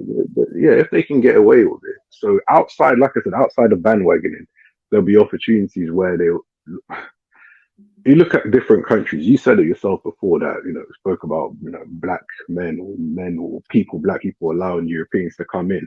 That was a very pertinent talking point because to use that as an example of polarizing opinion, you got some people that think that the white man did this to us, poor us, yeah, bad white man. And then there are others who have more context and they realize that there were Africans that collaborated in order to actually to bring about the subduing of other black people. Right. And it's very important to note that people don't consider that the idea of collective black consciousness has never really existed on a broader level. You may have obviously seen instances of it in black liberation politics, say for example in the US and the UK, but broadly it's never been a thing. So it was easy for colonialism to take place because there are certain people. You had the Royal West African Frontier Force, Right. who were, worked for a pittance of what the white soldiers did because obviously they had greater immunity to malaria and other tropical maladies in order to subdue other people. Do you understand? But then, I'm sorry? No, I'm just confirming with grunts, man. I'm being a caveman, but yeah. Yeah. So that basically happened. Like for example, you had liberated Hausa slaves, for example, in Sierra Leone, that were they basically helped to subdue parts of what we now know as Nigeria. But then, can people say that they were bad because they were sold by other? Do you see my point? So there's a lot of vagaries and nuances. So if someone who's well read now starts to say that there's more to this, is really not black and white, and there's infinite shade of grey. Some people be like, "Oh, that's interesting. I never knew that." Some people will call you, a raccoon and tell you to shut up, even though, without delving into loads of books. Like how Google has certain snippets of book passages. You can corroborate yourself. Do you understand what I'm trying to say? So there's a willful kind of make believe in terms of clinging on to ideas that reinforce victimhood narratives. Do you see what I'm trying to say? So, and again, when people do that, they're not necessarily doing it for altruistic reasons. They're not doing it because there's an investment in actually ascertaining the truth and thereby sharing it with as many people as possible. They're doing it to perform blackness. But the thing is, it's like that dog chasing its tail, and then the circles, you can never achieve full kind of like wide acceptance because one way somehow somebody's going to have something to say. And I'll tell you this much, and it's been said on several platforms. Some of the people are the gatekeepers of blackness, or at least self-styled. They got some real raccoon credentials. I've heard people who speak venomously about ethnic groups that are in the same country as them. When you ask them why they hate, they cannot articulate the hatred. They're just bandwagoning. Yeah. But they've done things which have a materially adverse effect on said person they've chosen to hate. But yet they're the biggest Pan-Africanists. They're the most conscious of all conscious people can be when it comes to blackness. And how many people call that out? I saw that a few months back, man, in these streams, man. I can't believe it. There was a Pan-Africanist YouTuber who was actually supporting my platform, but when I went over to check out their videos, pure vitriol towards Nigerians. And so I'm just thinking, like, you're a Pan-Africanist and you have vitriol towards the largest demographic in Africa, right? And it doesn't make sense. I can't, like, a Pan-Africanist, I expect welcoming, like, all black folk, all green folk, but it's not the case. Yeah, exactly. It's a fallacy. It's a smokescreen. This is the reason why I literally deride anybody that tries to talk to me about, blackness. I deride them. I systematically destroy them, and they capitulate, and they'll now resort to ad hominems because they can't live with what I have to say. It's not really rocket science. At the end of the day, there's a lot of people that are disingenuous, but they lack criminally a great deal of self-awareness. And unfortunately, the indictment is on a lot of other black people that don't call it out, that don't dissociate, that don't, where it actually would be appropriate, denounce what's taking place. Do you see what I'm saying? So, even that person's got raccoon credentials, hardcore, because at the end of the day, you're advocating, in many cases, unjustifiably, hatred of people. And bottom line is, if we're talking about black and being authentic, right? This is a label that was not created by black people. This is a nationality. It's a framework. It's artificial. It's ill-fitting. Most people can attest to it, even if it's begrudgingly so. So why is it that you're now something that people cannot help but be associated with? You're somehow going to use that as an identity mark. And I'll leave it on this much. Yeah, the Teffa talk is a particularly interesting one because more time the guys who or people are being called Teffas aren't even in America. How can you be on UK soil with no aspirations to basically move to a certain space, but then you're being called a Teffa? Doesn't really make any sense. At the end of the day, the reality is a lot of the people that are called Teffas are innocent. They ain't done nothing wrong. Someone might say something that this person dislikes and they'll castigate the entire group. If you now reciprocate and say you lot are all dumb, you're rednecks, you're this, that, the other, then I'm just using this for purposes of the example I'm making. Then the outrage. So the person that launched the effectively racist attack using Teffa parlance would now be upset because the person's reciprocated. Literally, you just got infinite shades of madness, just madness butting heads. And the bottom line, I'll leave it with this. This is why decentralization is important. People, obviously, it's not something that you can snap your fingers and people will have that moment of enlightenment. But bit by bit, people will start to see the futility. At the end of the day, people tend to overcomplicate simplicity. They tend to simplify complexity. And I'll leave it on that. Strong point from Diego. Anyone else wants to jump in? Sorry, go ahead. Let Emmanuel speak. He came. Yeah, let Emmanuel speak. Yeah. Diego, I definitely agree with a lot of the things that you said, and I'm not sure if you're Nigerian, but your last name is Nigerian. But I'm gonna give you a little bit of perspective as someone that's lived in Nigeria and lived in the U.S. for like half of my life, split it apart. So what I will say is that about this whole pro-black, everything is black is good, that type of talk, I could tell you for a fact that that's all bullshit, yo. Because guess what?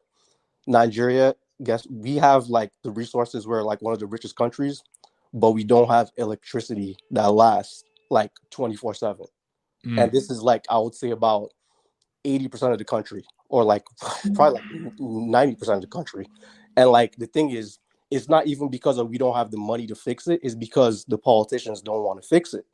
It's like they're intentionally like breaking shit down, using the money to do other stuff besides actually fix the country. And then they get reelected every single time. So it's like we're all saying this thing about, oh yeah, if we had our own black utopia, everyone blah blah blah. Like, is it really going to be different, or is it going to be people try to steal the money anyway? So this is just my perspective. All right, and then now I come to the U.S. and everyone's like, oh yeah, pro black, blah, blah. I'm like, well, I don't think it's really gonna be like that. And again, maybe other African countries are like everything's perfect, but I've talked to a whole bunch of other Africans and that also lived in like the African countries. They're like, well, it's really not that good, yo. Like the politicians is the same thing. So this whole idea of like if we had our own perfect place is gonna be good. I think we got to remove the whole race thing, because guess what? In the U.S. right now, we have the stereotype. I think someone put in the chat. They were like, "Oh yeah, we all hate Nigerians," something like that. And like, what's it called? We have the stereotype as like we're like the scammers. We just scam everyone. 419. We all know all this type of stuff. All right, and guess what? At the same time, Nigerian Americans they're ranked either between first and third, like most performing like money-wise group in like the world, like, compared to like whatever not world in the US, compared to like every other like Jewish people, any type of Hispanic people, like the like Chinese Americans. Okay, like, push back to that. Push back to that. One second. Push back. Because a common talking point is that, hey, the FBA, the ADOS, they were there during the fighting for civil rights. They were being sicked dogs on them. But you're probably first, second generation immigrant, and you kind of basically came into a situation where you didn't have to sacrifice the same amount of blood, right? So is it fair to have that disposition, to kind of, you're not gloating, but you're just saying that, hey, we are up here. Is it fair to have that disposition I wasn't even trying to do all that. What I was trying to say to Okay. you is like there's two different kinds of people. Like Nigerians can be good and bad. It doesn't matter. You can't be like, oh yeah, because you're from this group, you're this. I wasn't trying to. If that's what you obviously got, like that's not what I was trying to do. What I was trying to say is like we have a stereotype as we're scammers, we're bad people. Like this person's a Nigerian, they all hate Nigerian people. But guess what? We're also doing well. So like it doesn't matter about what, like anybody could be anyone. The same thing as someone that's white, someone that's like, you know, brown, Asian, any type of color. You're like, we all have to stop thinking about this whole, you know, you're this race and guess what? You know what the most annoying thing about it too is they act like there's only two different races. There's only black and white. No one ever thinks about Asian people. No one ever thinks about, you know, Indian people. No one ever. Why is it always black and white people? And the annoying part is we're all from all different kinds of ethnicities, yo. Like all different countries. We're not all the same. So okay. So you're basically aligning with decentralized blackness, in other words, right? I'm not saying decentral. I'm just saying that we all have to stop thinking as we're not all the same. That's Right. if that's what you want to take from that, fair enough. But like I think everyone's their own individual unit and like who you interact with around you. So like this whole thing about, you know, oh yeah, you're trying to hold a black man down or like something like that. It's like, yo, if you're not around me, I'm trying to, you know, better my family here. It's like people, they always, and like the most annoying thing about this whole pro-black thing is they always talk about like the whole, you know, black community, everyone, all as a whole, right? Like, why don't we fix the thing that starts the families, yo, the family unit? Like, why are we not trying to say, oh yeah, you know what, we should all get, you know, come together? It's like they're just having babies out here for no reason, yo. So it's all bullshit. It's all just talk, yo. Okay. Strong points for Emmanuel. Salute to you on the panel. Let's go to Kings and Queens. I think Kings and Queens wanted to jump in. No. What I was going to say is he had no. Kings and Queens, I think you wanted to jump in before Emmanuel said something. Was that right? No, let Emmanuel go. No, let Emmanuel go. It's cool. Okay, no, we're good. Who was speaking? Sorry, I think there's a delay. So Falcon, can you hear me? Is that Diego? Yeah. I just wanted to real quick statement, literally a few seconds. Sure. What Emmanuel was referring to is decentralization, literally, whereby you are a human and therefore trying to ascribe certain having expectations of certain behavior now dissipates because people realize, okay, there's no credo. We have not sat down and established a code that we've all made some sacrifices to bring into existence. So one person, shall I say, deviating from script will now kind of, the whole thing will implode. That hasn't been discussed. So that's, people should be given that agency more, in order to basically live their lives. As long as they're not impeding other people, then, and that's decentralization. But I think obviously he expressed it in a different way. Yeah. Okay. Appreciate that. Let me quickly shout out Blaze in the chat, man, our FBA brother with a $10 super chat. He says, peace to the UK brethren. I'll catch the replay. Hashtag keep SHA25 down. Down 23. Hey, salute to you, Blaze, man. I really appreciate your support, man. You always come through, show support, man. What business are you running? Because you clearly have those coins, man. Appreciate you, Blaze, in the building. Salute to you. SHA25, you wanted to jump in? First of all, I want to say, is this Blaze guy out to kill me or something? Is that why? SHA25, he's just playing around, so don't take it too serious. Nah. I mean, sometimes I do. But anyways, as I was going to say, Emmanuel was right.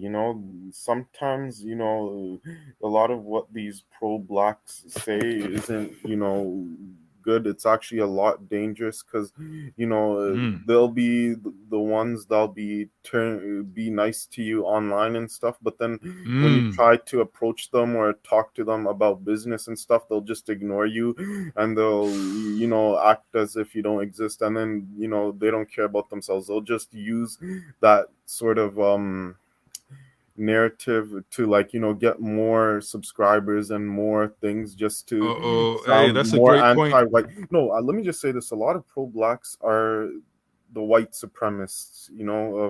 Why'd you say that? because like in both ways they have same interests, but if a white person says it, it's automatically considered racist, whereas if pro-black say it's not, it's all about Black Lives Matter, it's all about things. But anytime a white person wants to empower their own community and live amongst themselves and support each other, they get called a lot of hard names. They get called cracker. What in your opinion is the same interest? Because you said the pro-black and the white supremacists have same interest. What Yeah, are they're they? both the same. Like like they're two. Like they both have the same ideologies. It's Right. just that a lot of pro-blacks don't get called out for their anti-white racism and things. A lot of them, they say a lot of horrible things. And they don't get canceled online. But like if a white person or white supremacist had a big platform on YouTube, immediately their channel would get removed. There's the founder of Vice TV, Gavin McInnes or whatever. No. Well, I know. Yeah, he's a good example of someone that's like the media considers him a white supremacist, but I don't know. But like his main YouTube channel, Vice TV, it's like a liberal media outlet, and it's actually a very good channel, and Okay. it exposes all the problem that's happening, when it comes to drug dealings and all the crime happening around the world. Okay. Okay, bro. You gave me you segued into a talking point that is quite relevant. I want to quickly post to the panel, okay? But great talking points from SHA-25. Let me quickly shout out Uchicha Strider. Salute to you, bro. He came through with the $9.99 super chat. Let me just mute that because I'm hearing background noise. Salute to the $9.99 super chat from Strider. He says, "Miss this one today, Falcon. Looking forward to listening to this tomorrow. Also, please do some more of the walking videos, like when you're going to gym, etc." Hey, I really appreciate that, bro.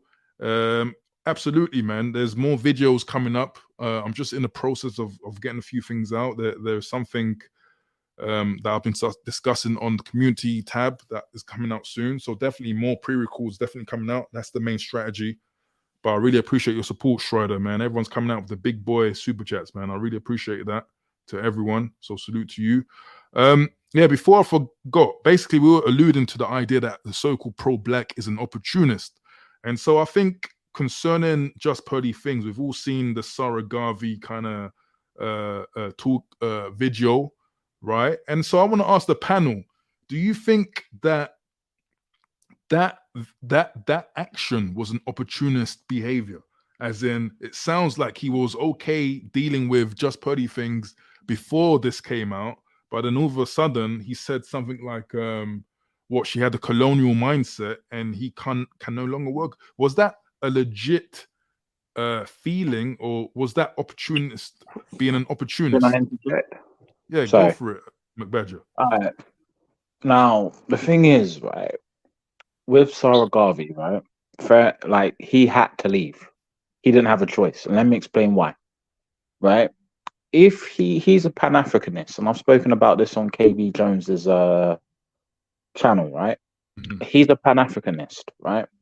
So he has to align his values with Africans, right? Mm.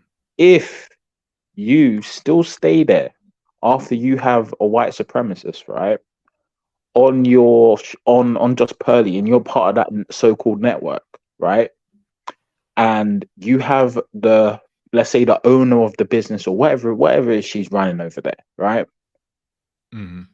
Your Pan-African values don't mean literally nothing, because basically what you've done is you have basically devalued your values of what Pan-Africanism is, right? Because literally you're Pan-Africanist. On that show they were talking, let's say some about Africans in a negative way, right? And they've played down slavery, which was part of African history, right?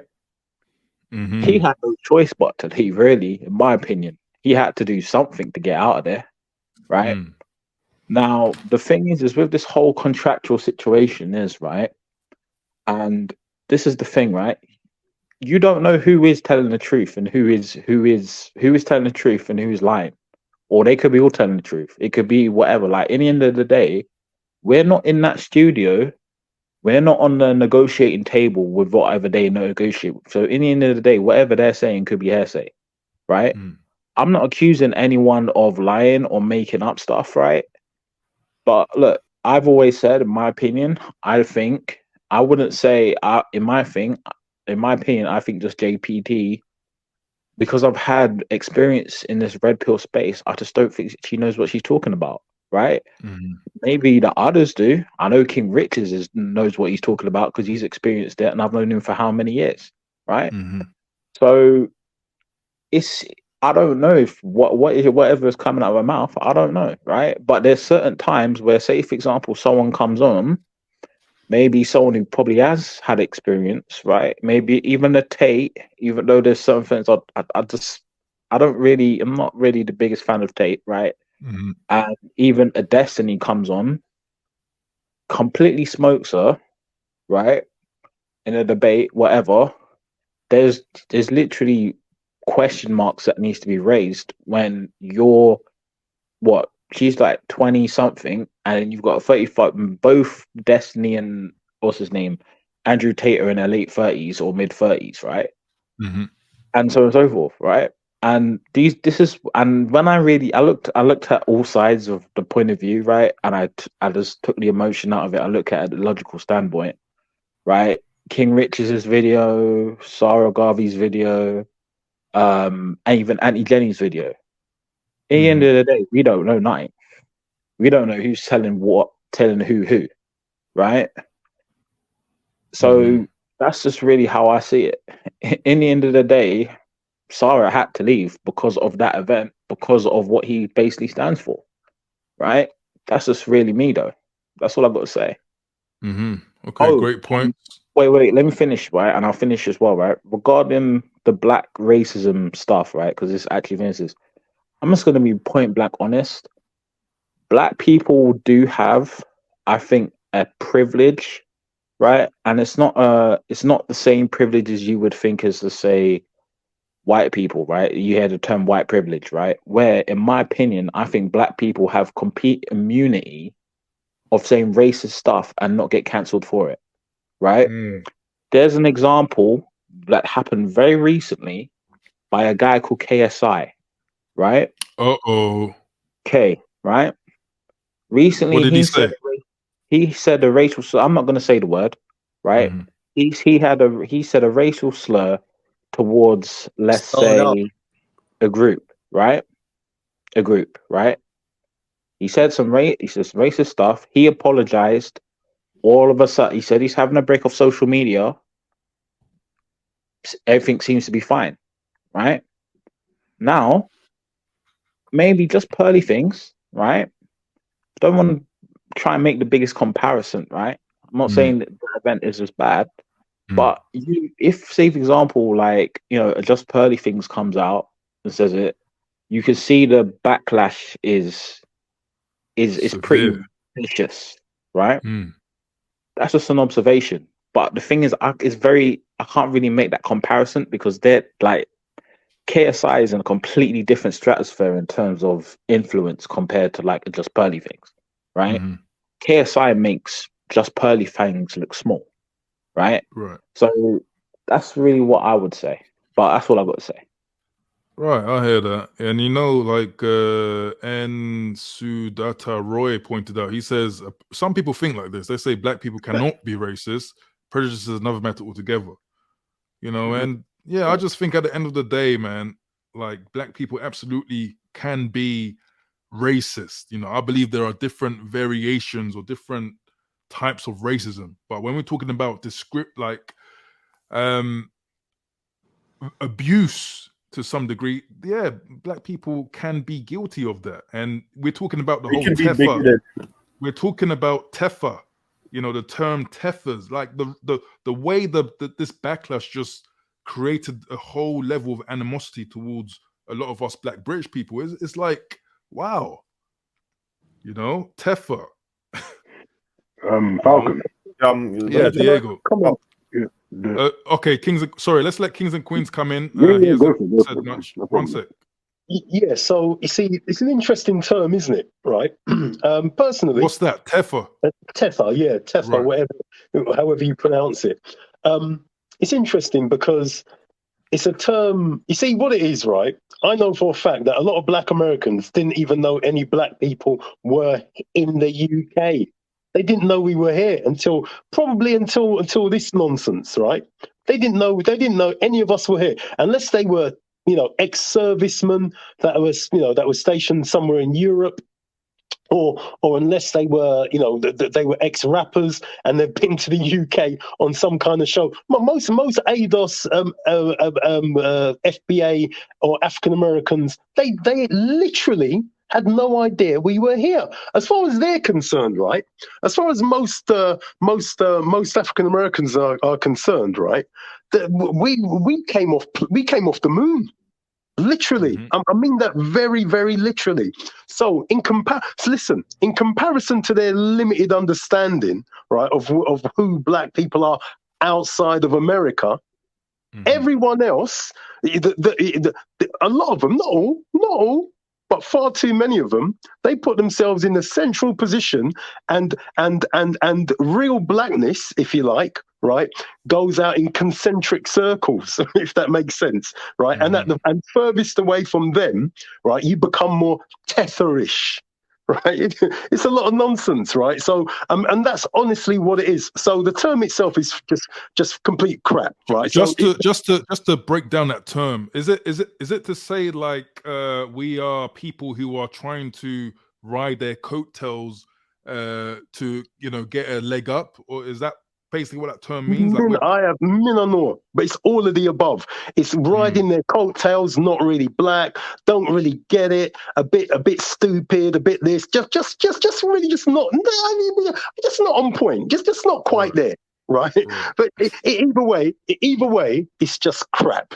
Right, you see the problem with a lot. I've got two brothers living in America, right? So I've got my sister-in-law teaches in America, has done for years, or at least 10 years. Right, I know what the place is like. Right, a lot of them don't even have a passport, haven't left the country. This is why I love the passport bros, because you know what? At least those brothers know how other people live, and they understand that the world doesn't revolve around the the world doesn't revolve around the American backside. It doesn't. There's life outside of America, but a lot of them don't get it. But getting to you made there was a little bit of conversation earlier on about the meaning of the word racism. You see, here's the thing, right? You've had two serious reports that were written in this country. One after the 81 uprising, and the other one after they murdered Stephen Lawrence. Both reports, up until recently, when Boris Johnson, with the help of a couple of Black lackeys, tried to get these reports overturned or tried to rubbish these reports with their own nonsense reports, right? These reports are written by white lords, Lord Scarman, and McPherson, right?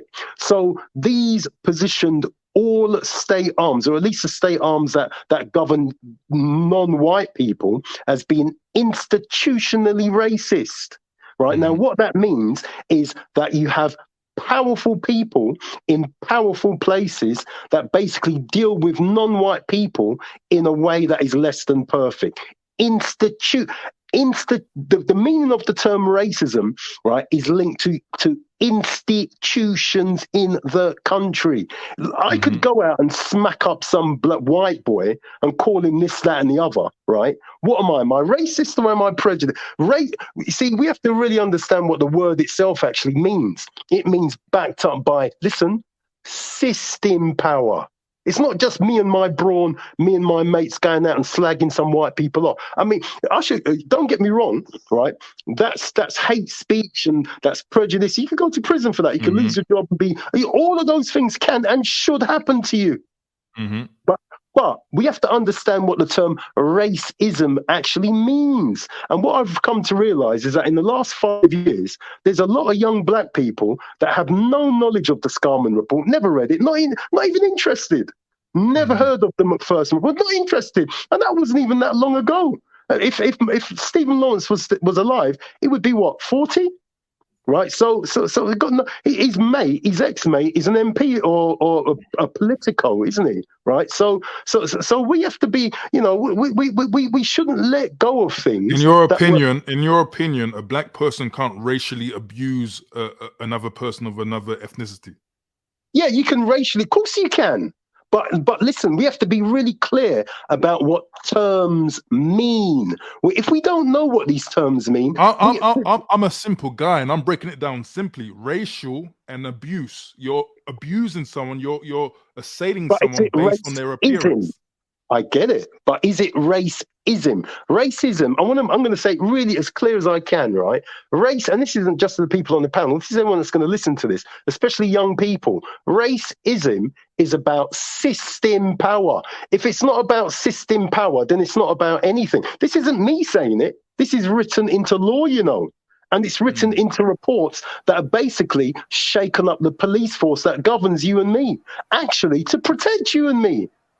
These are direct reports that were written, not just like 1 and 2 page. These were doorstop books that were written by Lord Scarman. You're right. A lot of young people don't read, these things. But the point, I think the point is, and the message that I want to get to younger people is that not for them to feel like they have a chip on their shoulder where they can, I can't be racist, but you're gonna say you're a P word, like this case. Yeah, but that's about but come on, I mean, like anything, right? Hold on, like anything, right? In the same way that we need to educate our young people, right, as to what the Scarman report, why these white men wrote it. Right, why they saw their system, their judicial system that deals with you and me, why they saw their system as being institutionally right. No black person had any part in writing it, right? Why they saw their system after they dealt with the Lawrence family, right, and them racists down there in Greenwich, anyway, right down there, who murdered that boy, right? And they've done it more than once. There's reasons why that's written into law, right? And now, listen, right? In the same way that we should educate our young people that they, as to what racism is, as to what racially abusing white people looks like, right? Coming out of their mouths as young black people, it's about education. That doesn't mean that you should basically do away or try to do away with something that's literally written into. Listen, if white people call their system racist, right, you better believe it is, because they should know, right? But that doesn't. I understand, and it makes sense. It makes sense for a country like Britain to be, have racism at the core. That is one thing. Okay, I guess we're probably conflating different types of racial abuse. Yep. But the white guy in South Africa that's being, I don't know, harassed and kicked off whatever land, that's also racism in my opinion. That's also a form of racial it can abuse. be in your opinion, but is it racism? You see, we've all we're all entitled to our opinions, and if we know the history of land in South Africa and the fact that all of the basically Europeans, or if you like, a certain type of you went and did a land grab on that land, and because now they have. But that occurrence in history cannot say that you can't be racist. There is still no. Let's dial it back. Let's dial it back, right? Okay. So we can talk about South Africa and all the rest of it, but let's bring it back to where we live in our part of the world, because I think that makes more sense, right?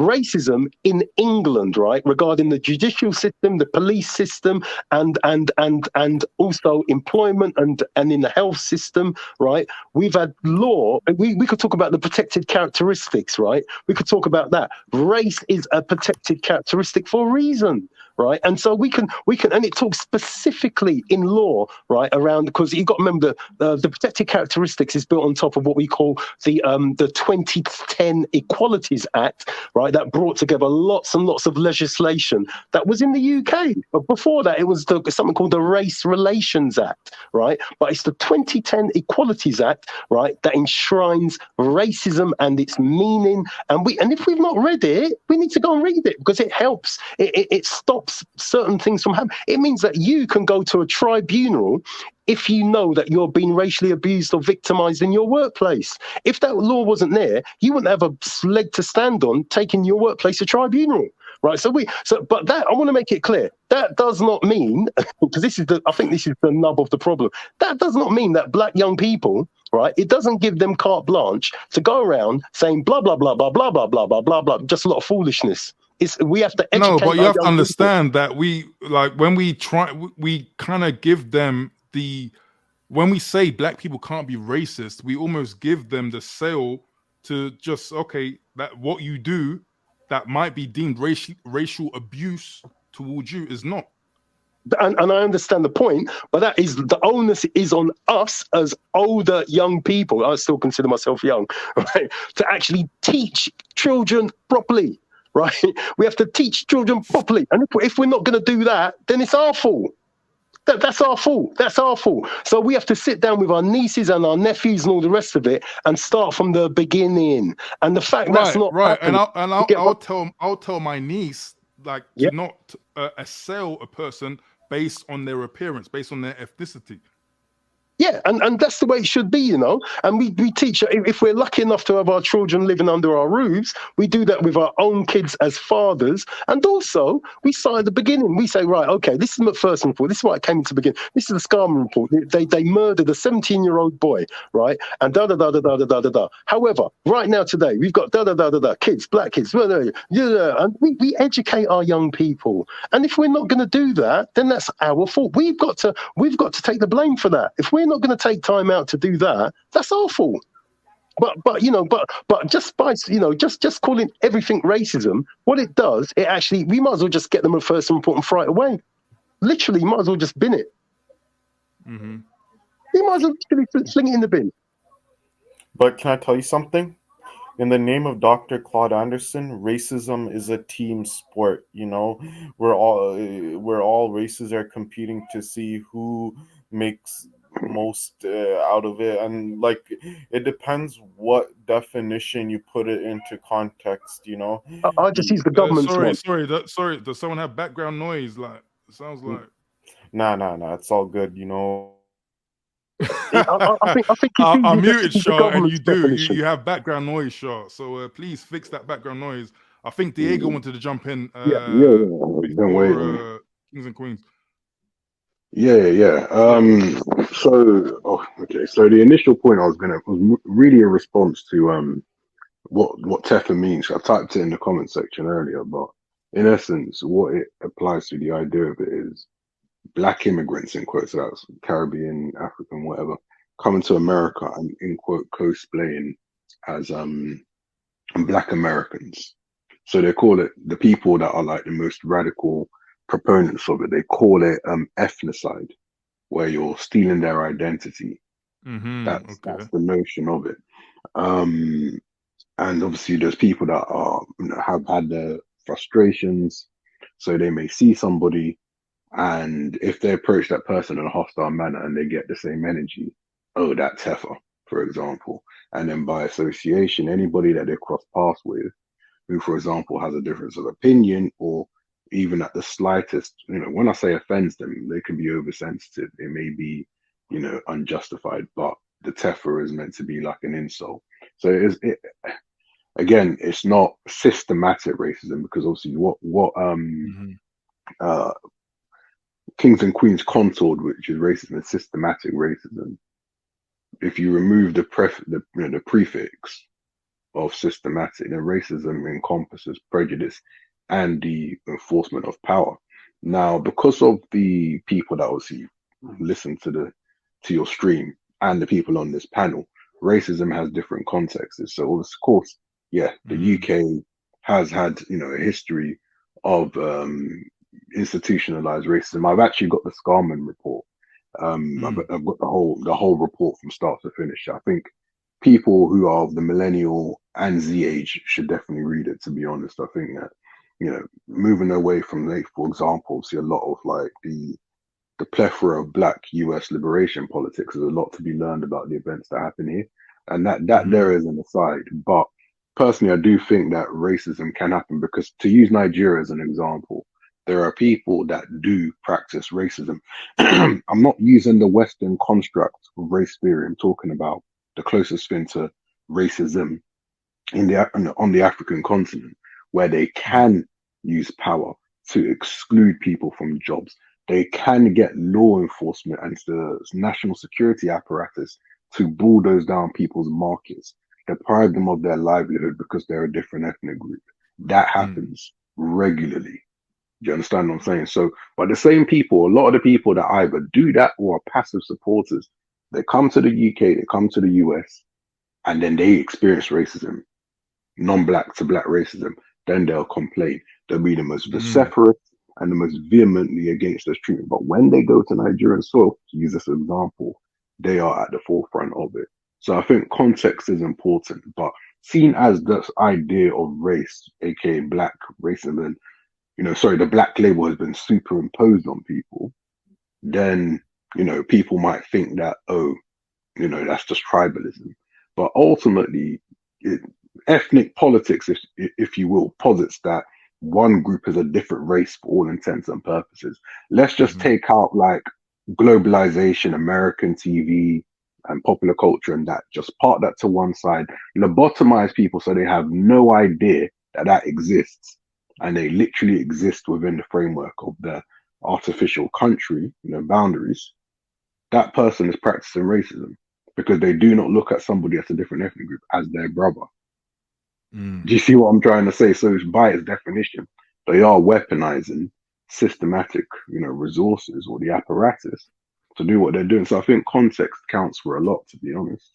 Yeah, I think that's true. very important. That's true. I think the issue is very dynamic, and it's in many cases based on the environment, and but I also think it's important to just simplify what we're talking about. What KSI said, for example, that is going to be deemed as racial abuse. The Asian people that find that offensive are going to call it racism. Whether it's systemic or not, that's how they will receive it. So all my thing is that I want black people to have the same level of decorum that they expect from other groups as well, because we seem to be, at least other people will call it, the most sensitive people when it comes to issues of race. No, but can right? I So Falcon, I just think that we should have the same level of reciprocation in this arena. Yeah, Falcon, I wanted to say something. We're always so quick to point the fingers at white folks, but let me just say this. I've had Indian folks say wild racist shit about me and to other black people. One time, like they say things like, black people don't own businesses. All they do is just beg people for money. And they said a lot of vile racist shit towards people. Well, they say Kala to me. Like, I've had a lot of Punjabis and a lot of Sikhs say that to me openly, and they laugh. Like, especially a lot of like North Indians. Like, to them, they have like caste system, like in which they see the lighter, fair-skinned Indians as more, enriched and more powerful compared to dark-skinned Indians, and then they'll try to attack West Indian folks like me that are from the Caribbean and other parts of West Africa and probably African Americans too, because a lot of them like have that anti-black sentiment, and they actually make a lot more money than white folks. Them and Chinese and Arabs, like they actually like own a lot of businesses and plazas and things. And then even a lot of them that do come straight from their own country, a lot of them, they don't even come to look for opportunities. They just come to empower their own community and stuff. But as black people, we're forced to work for others just for money, and survival. Okay, good point. Yep, someone wants to interject. Yeah, that's me. All right. I just want to make a few clarifications. When I talk about racism, I'm not talking about institutional racism, because I don't know if this country is or isn't institutionally racist. Right? I don't know. Right? If it is, it is. If it's not, it's not. In the end of the day, I got to do what I got to do, right? The other thing as well is regarding racism. Like in my opinion, I've seen, like, for example, right? Let's just say I've been in the houses of black people, right, who have said racist stuff, and no one checked them, right? Because I don't know, it's maybe because there's an assumption that black people can't be racist, right? And I'm talking about racist in terms of calling someone a racial slur, or basically saying to someone, oh, I don't like you based off your skin color, right? I mean, racism in that term, or prejudice, or whatever you want to say, right? I've been in a relationship. I've had a relationship where there was a black woman, right, that literally sabotaged my relationships, right, for almost 15 years without me knowing, right, because of the color of their skin. And the way I know this was through the mother, right? Now, the thing is this, right? I've seen it. I'm not saying all black women are like this, of course, right? There's times where if a black man dates a white woman, right, there's an issue, or there is some sort of racist rhetoric that comes out. Now, racism, in my opinion, institution, maybe not, because we don't have the institutions to be institutionally racist in this country, right? The thing is, in my opinion, if you have a race, you can be racist. Point blank, period, to anyone, right? Doesn't matter what color, creed, whatever, right? That's what I was taught, right? I think people are just talking about institutional racism, but Right. in my opinion, there are various overlapping dimensions of racism, right? Of course. So I guess we're talking about the individual as well. When we talk about instances like KSI, individual, there's structural, maybe historical, right? Yeah. There's various forms of racism. We can't just run with our own opinion or personal agreement of what racism is. Right. And the thing is like, in my opinion, based off what I've seen in the country, I haven't really seen a black person really in this country, but maybe I could be wrong. People could point out one in the news where a black person has been accused of racism and they've been completely cancelled. I haven't seen that, or I just haven't seen enough of it, or maybe I'm not aware of it, or maybe I don't know.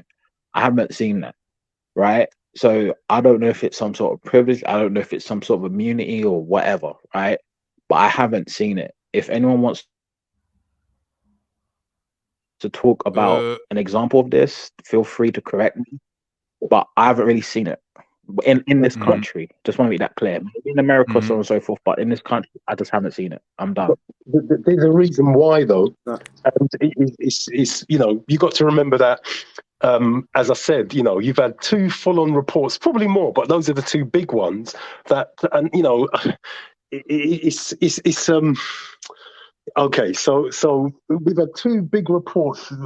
We may not understand this, but they basically changed how the country was governed.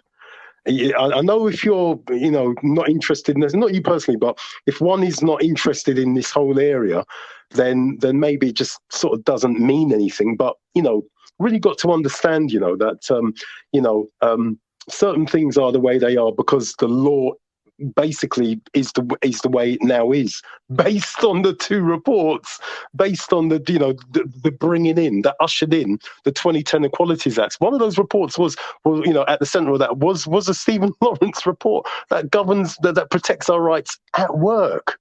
And it's good to, but where does racism come from? Where does the actual term itself originate from? Where it originates from is what's commonly known in Europe as being the Enlightenment period. So Europe came out of the Dark Ages because of the Muslims brought their learning into Europe through Spain and Portugal, and they called it the Enlightenment period.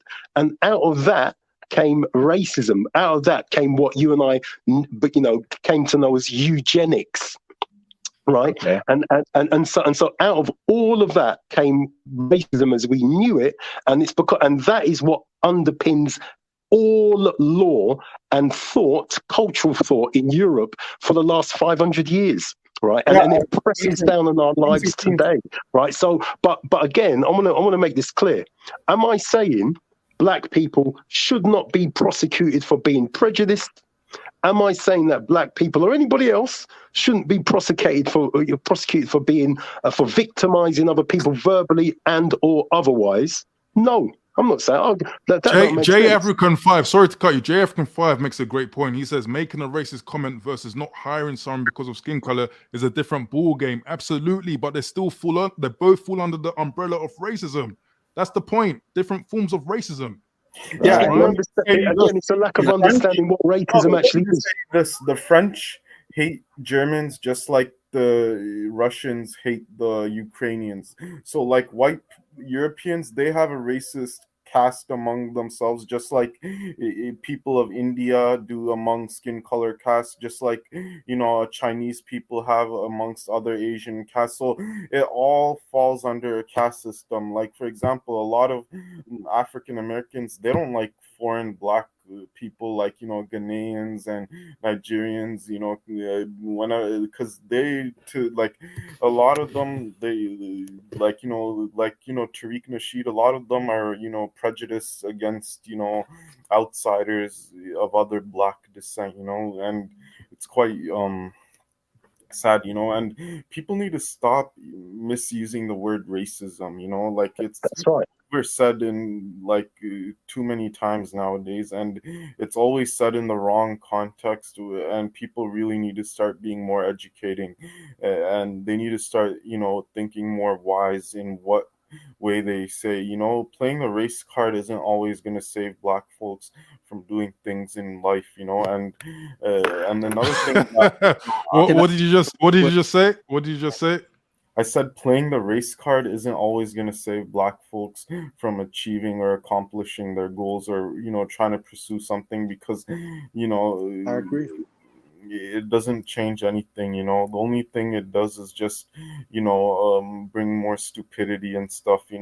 I mean, if it was the 1960s where segregation or something along those lines existed, yeah, it's understandable. But we're living in 2023. We live in a generation where people can start their own business, people can do things on the internet, people can code things for money, people can do things easily online to generate income. So there should be nothing to stop all of us. Like, just look at all six of us. We're all talking on StreamYard, and we all have internet access. We shouldn't be using our privileges and blaming folks for our shortcomings, because I know there's people out there that don't have internet and that don't have access to YouTube, in other countries or other parts of the world. Right on. That's true. Salute to Sharp25. 1 second, guys, man. This can't be a stream about racism. Angleton in the back. If you want to come up, you need to turn on your camera for a second in the back, so I know you're not a troll, and then I can bring you on. Who said something before? I just said something. Can I add to this part before you switch the Emmanuel? Is that Emmanuel? Yeah, it's me. Yeah. Okay, sure, go for it. So I would like to push back on the whole institutional racism thing, and like, I'm not saying that it's not real, but I would say in Western civilized countries, it's almost a myth, because guess what? There's actually like different like scholarships, grants, and like if you compare it to like how it used to be in the past, like let's say compare like in the UK, how there used to be signs like colored people not here, not allowed, stuff like that, compared to now and where it is. It's not, there's no like assigned institution really saying that, oh, okay, well, you do this and you do that, and like these people can't have access to these things. So like, I think we need to get out of that mindset. If anything, it's more of like a class thing. Like, are you able to break the barrier? And like, when you start to make more money, people start to respect you more. People start to like want to like be around you and stuff like that. So we gotta, like, again, it all goes back to the victim mentality, And I feel like a lot of Black people have that for some reason. Well, we know why Like, yeah, it is. hey, So hey, to alley oop of that, I'm just thinking. So, like, if a black man in Britain makes he builds a business, he starts to employ people, but then he, some Chinese person or whoever comes in and says, "Oh, I want a job here," but he says, "I'm sorry, no, we're just gonna hire black people." Like, people in the chat are saying black people have no power. I mean, in that instance, a black person has power, but some people are saying that man can't be racist. again, no. I completely agree. That is being racist, but I don't think that's not necessarily an institution. And plus, you can't get like sued for all that, and like it's like against the law. So it's this discrimination. Like, so if that does happen to someone, if you report that, like, is going to be a problem. So like, again, the system itself isn't saying that, oh yeah, that it's racist. Like, it's trying to not be racist, if anything. So we can't, like, it's individuals that choose to be racist. Like, people use like the what's it called, police, for example, as like the institution that's actually like racist. When I actually people to tell me that, that's the only option, the only thing that I actually get. And I'm like, okay, fair enough. Do you want to say that? It's certain people that are in there that are racist, that have power or whatnot, that are pulling the strings. It's not like the whole institution, everything's built for it to be like, and Manuel, all what state aware. are you from? What Hey, state are you from? sure. You can't I'm just just butt in curious. when I'm someone's asking. talking. I'm No, in Pennsylvania. don't answer that. You Alright. can't Oh, just- that's amazing, man. You live in Pennsylvania. No, we're not gonna have that tonight. We're not gonna just talk when you want to talk, man. All right, yeah, sorry, yeah. if you can just finish off what you're saying. Yeah. So like, what I'm trying to say is like, we have to get out of that mindset, and like, it's really not. That's not what it is. Maybe in like a second world country, in like, I don't know, in the middle of Europe or something, like maybe there might be things like that that might actually favor a certain like lighter, like fairer skin of people. Fair enough. And also to add to, like, I think someone brought up the fact about how every different like what's it called, I guess, racial group or like ethnic group have their own like version of like colorism. I want to give you like, I guess, my like interpretation of why that is there today. So the first like major like, I guess, type of like movie production like thing that was on TV was like Hollywood, right? And that's kind of what Hollywood put out there, that the fair person, and then other smaller groups of their own, like Bollywood, Nollywood, started to make their own like different versions of, and they all kind of copied that, and that's kind of what made that up. It wasn't necessarily because, oh yeah, that, like, we're discriminated, like we all like that. That's kind of what they learned, and then they copied that, and then the people, and again, this I think for the most part, it's women that really complain about colorism, and like women think they care about like beauty and all that type of shit, and they see it on TV, and then they're like, oh, I have to go bleach my skin and stuff like that. So I think that's kind of where that comes from as well. So this is just my, I guess, interpretation. Yeah. I think earlier on in the stream I was talking about a divide within the black people, and I think this part of the conversation points out that divide. There are some people that feel we don't have that type of power to be a certain thing. Okay, cool. There are other people saying that we can absolutely be that. So this is, I think, the crux of this issue at the minute. Okay, but we need to kind of roll on away from that and try to stay more on point. But we need to go into the whole slavery embellishment comment. And I just want to ask the panel, could JPT be right in her alignment that, media, perhaps modern media, is just trying to make slavery more gruesome than it actually was, and it's just tugging the heartstrings of black people, controlling how they feel? Could could there be elements of truth to that? It's a complicated one. I think I mentioned, kind of touched on it earlier. When you said that we'll bring it, sort of bring up the topic later in the stream. So what I said was that there's definitely was brutal elements of it. There's no two ways about that. You understand? I mean, it's the very reason why in the Caribbean, for example, they used to just work them to death. They didn't try to breed. They only started focusing on, in quote, breeding or natural increase when, the discussion of abolishing the trade itself started to surface. But prior to that, because the human bodies were so cheap, they worked them to death, right? So that in itself is as brutal as it gets. If you look at like the sugar innovations by the Drax family in like Barbados, right? That was particularly brutal. I think that's probably one of the most brutal elements of aspects of slavery in the New World. Having said that, right, what was the goal of slavery? It was, as crude as it is, it was down to economics, right? So even though you're working people to death, when it comes down to punishment and the most extreme elements of it, it's done because it's to set an example, if that makes sense. Like, for example, if you use Kunta Kinte, I think he had his foot amputated, if I'm not mistaken. Now, unless you've been guilty of a rebellion, for example, you had the Antiguan Revolt of 1736, you had the Taki Rebellion of 1760, where people were executed, bludgeoned on the wheel and stuff like that. They can't do that to everybody because most of these people that were sort of slave owners, plantation owners, they were heavily mortgaged. You understand? So if they were to be particularly brutal, they'd lose everything because they would be repoed. You see what I'm saying? So it's not to say that slavery weren't brutal, because it was, but the context and where things may be overemphasized is done because a lot of people see. Let me tell you something. A lot of people don't read up on this stuff. There are so many books, whether you're talking about John Newsinger with The Blood Never Dried, whether you're talking about Robin Cohen, Introduction to Diaspora. I can go on and on and on and on and on, right? A lot more time, the people that have the most outrage are clueless. You see my point? So context is everything. Do you see what I'm trying to say? So this does not take away from the claim for reparations, none of that. But I think if people really want to understand it, there's so many books out there that will give people an understanding. And I think that a lot of people don't.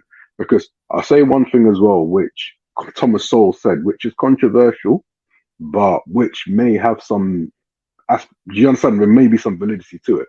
A lot of the people now who, for example, are engaged in ratchet culture or wanting to be, the whole kind of, I don't want to, hash a stereotype, but the whole thing about not getting married, children out of wedlock, the destruction of nuclear family, all of that. They say that that's a product of slavery, but, as Thomas Sowell wrote in his book, and as Kevin Samuels pointed out, Black people were one of the highest married. You understand? And if you look at a lot of why is it that many of the things that people attribute to being the descendants of slavery is something that, say, millennials, for example, discuss, but their grandparents and great grandparents may have not said to the same extent. Why is it that a lot of the dysfunction that has surfaced has skipped 3 generations, for example, 4 generations in some cases? Do you see what I'm saying? And so that's because there's been a certain narrative. Black popular culture is the nexus of Black identities. So when people want to get their references, it's not about reading, it's not about rational consideration or what have you. What it's about is, okay, let me get my cues from the roots. Let me get my cues from 12 Years a Slave. Let me get my cues from Django. Do you see my point? And then let me listen to other people kind of winging it, speculating and conjecturing. And boom, there I have it. This is my understanding. So you've got a lot of people that are experts, but they don't know their wrist from their elbow on this topic. What they know how to do is be belligerent and shut down discussion about it. So essentially what I'm saying was Pearl, because of what she did it, by virtue of being misinformed and maybe not retaining what was actually in the book, she was out of her depth. And if you're to take it for what it is, yeah, she downplayed the severity of it. But if she had articulated it differently, which was probably beyond her, maybe it may have had a different impact or may have been received differently. So, yeah. No, great points, man. Great points. You know what? It's kind of like what the red pill truly is. You know what I mean? It's like, I think, the red pill, people just think it's dealing with relationships, women, but it's how you deal with information as well, what you're willing to accept.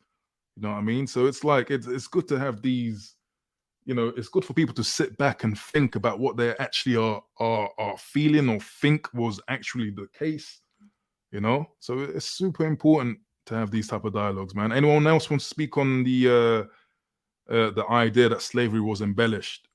Yeah. And if that... if I may, Falcon. Kings and queens, yeah. See, here's the thing, right? And this is the important point. And I kind of don't blame Just Pearly in the same sense that I don't blame anyone on this panel or anyone who's going to listen to this that who was not impacted by the enslavement of African people, right?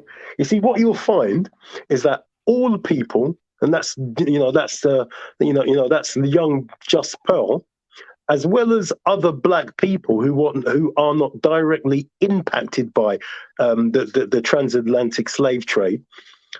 I do not expect any of these people to have any empathy, right? Especially younger people, if I'm really honest. This is what I'm learning over the last sort of 5 to 6 years, right? To have any empathy at all, pretty much, or very little, right, for anyone impacted by, or not even, pretty much not even understand it, right? That's kind of where we are. So I'm not sure what kids get taught at school about it. I know what I got taught, which was very little. But actually, looking at I still got all my old school books. I was taught a little bit. Everything I was taught, I hated. Right? But then you see, if you are white, or if you're possibly, because West Africa was fully and utterly stripped, right, of a lot of people, right, and wealth and everything, and all of it is carted off to the so-called New World, right?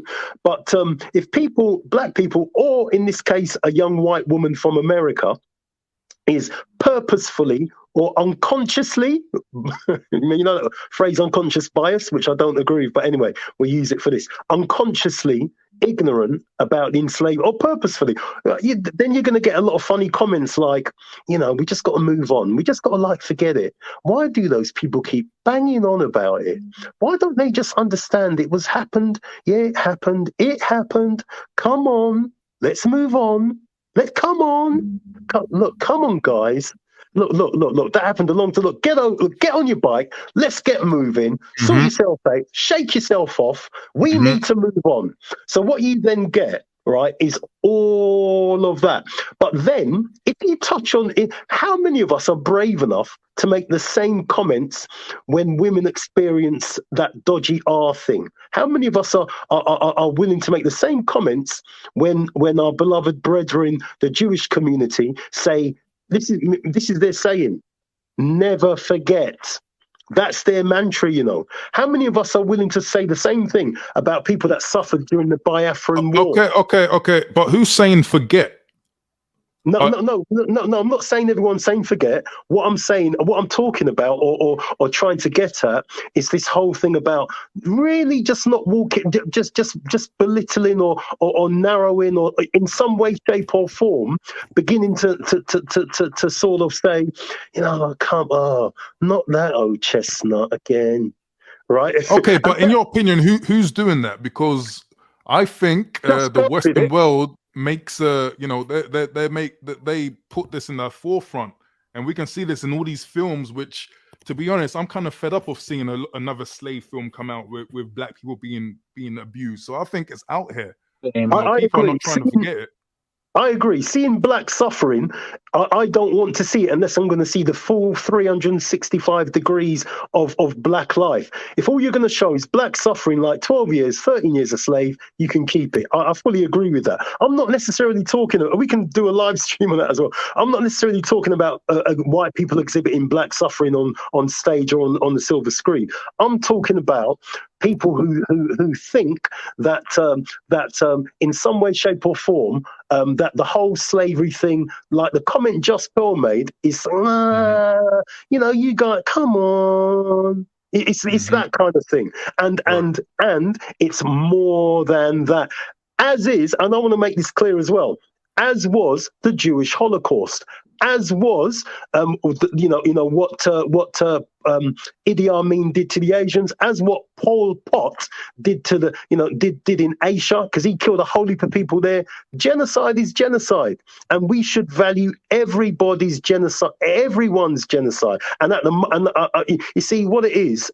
We don't do that as humans. Not all of us are wide-minded enough to do that. Yeah, Mhm. kings and Okay. queens, to No, say the Shah least. Shah 25. Wait, because before you came on, I want to see if other people have want to answer that question. Yeah, me. Please don't just cut in when you appear, okay? Because Everyone it was a makes you slave at seem. one point. Every human group. Pardon, what was that? The word slave is actually a word in Slavic. It's called Oh, okay, slave. okay. So, We'll like, get back to that. We'll get back to your point in a second, okay? The point is just don't just come in and butt in whenever you feel like it when people are talking. It's Okay, post-Blackness. Jess wants to say something. Yeah, regarding the slavery thing, right? You know, I do actually have empathy, and I would actually say, depending on the bloodlines and so on and so forth, right? Um, I would say slavery probably impacted a lot of Africans and Caribbeans even to this day.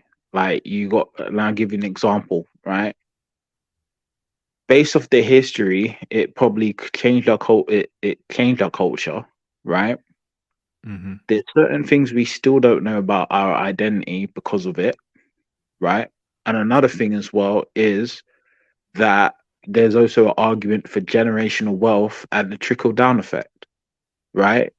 Where over generations and generations, probably we don't, it depends on who is passing money over from generation and generation, but that chain has been broken because of colonialism and whatever and we don't know because obviously we can't rewind and basically find out who was generating. It's complicated, right? But Mm-hmm. my argument I think it still does affect black people to this day, right? And that Mm-hmm. probably is generational wealth, right? Mm-hmm. I've spoken about this a few times, right?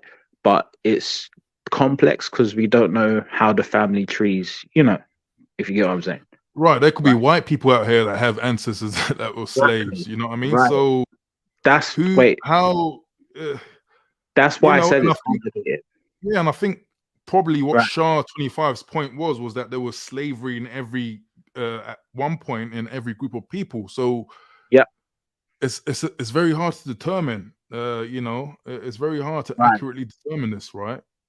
Exactly. Because the thing with me is I'm open to listening to other people's cultures, right? I don't necessarily be quick to react when I have uncomfortable conversations. Like, for example, I have a friend who, he's white and he even spoke to me about how the Irish were enslaved, right? And various other people were enslaved, right? I've had Asian people talk about, their slavery experience and so on and so forth. Now, I'm not going to be obviously comparing that because comparing it to different cultures, that would be disingenuous and probably disrespectful. Mm-hmm. But, Yeah, one second. J African 5, you say, so do we sweep it under the carpet, Falcon? What minute have you heard me say that? Where in this live stream have you heard me say, look, this is a part of what I'm talking about? It's like people want to run with a narrative. If you don't align with a certain way of thinking, people just assume that you think like this and you think like that.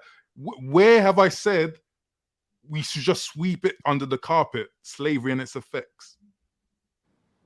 Do you know what I mean? I don't understand. Like you're now trying to tar me with some type of brush, and this is what I'm talking about. and yeah, so sorry. If you're an African man, you're probably not you're probably not going to receive any reparations if you're an African.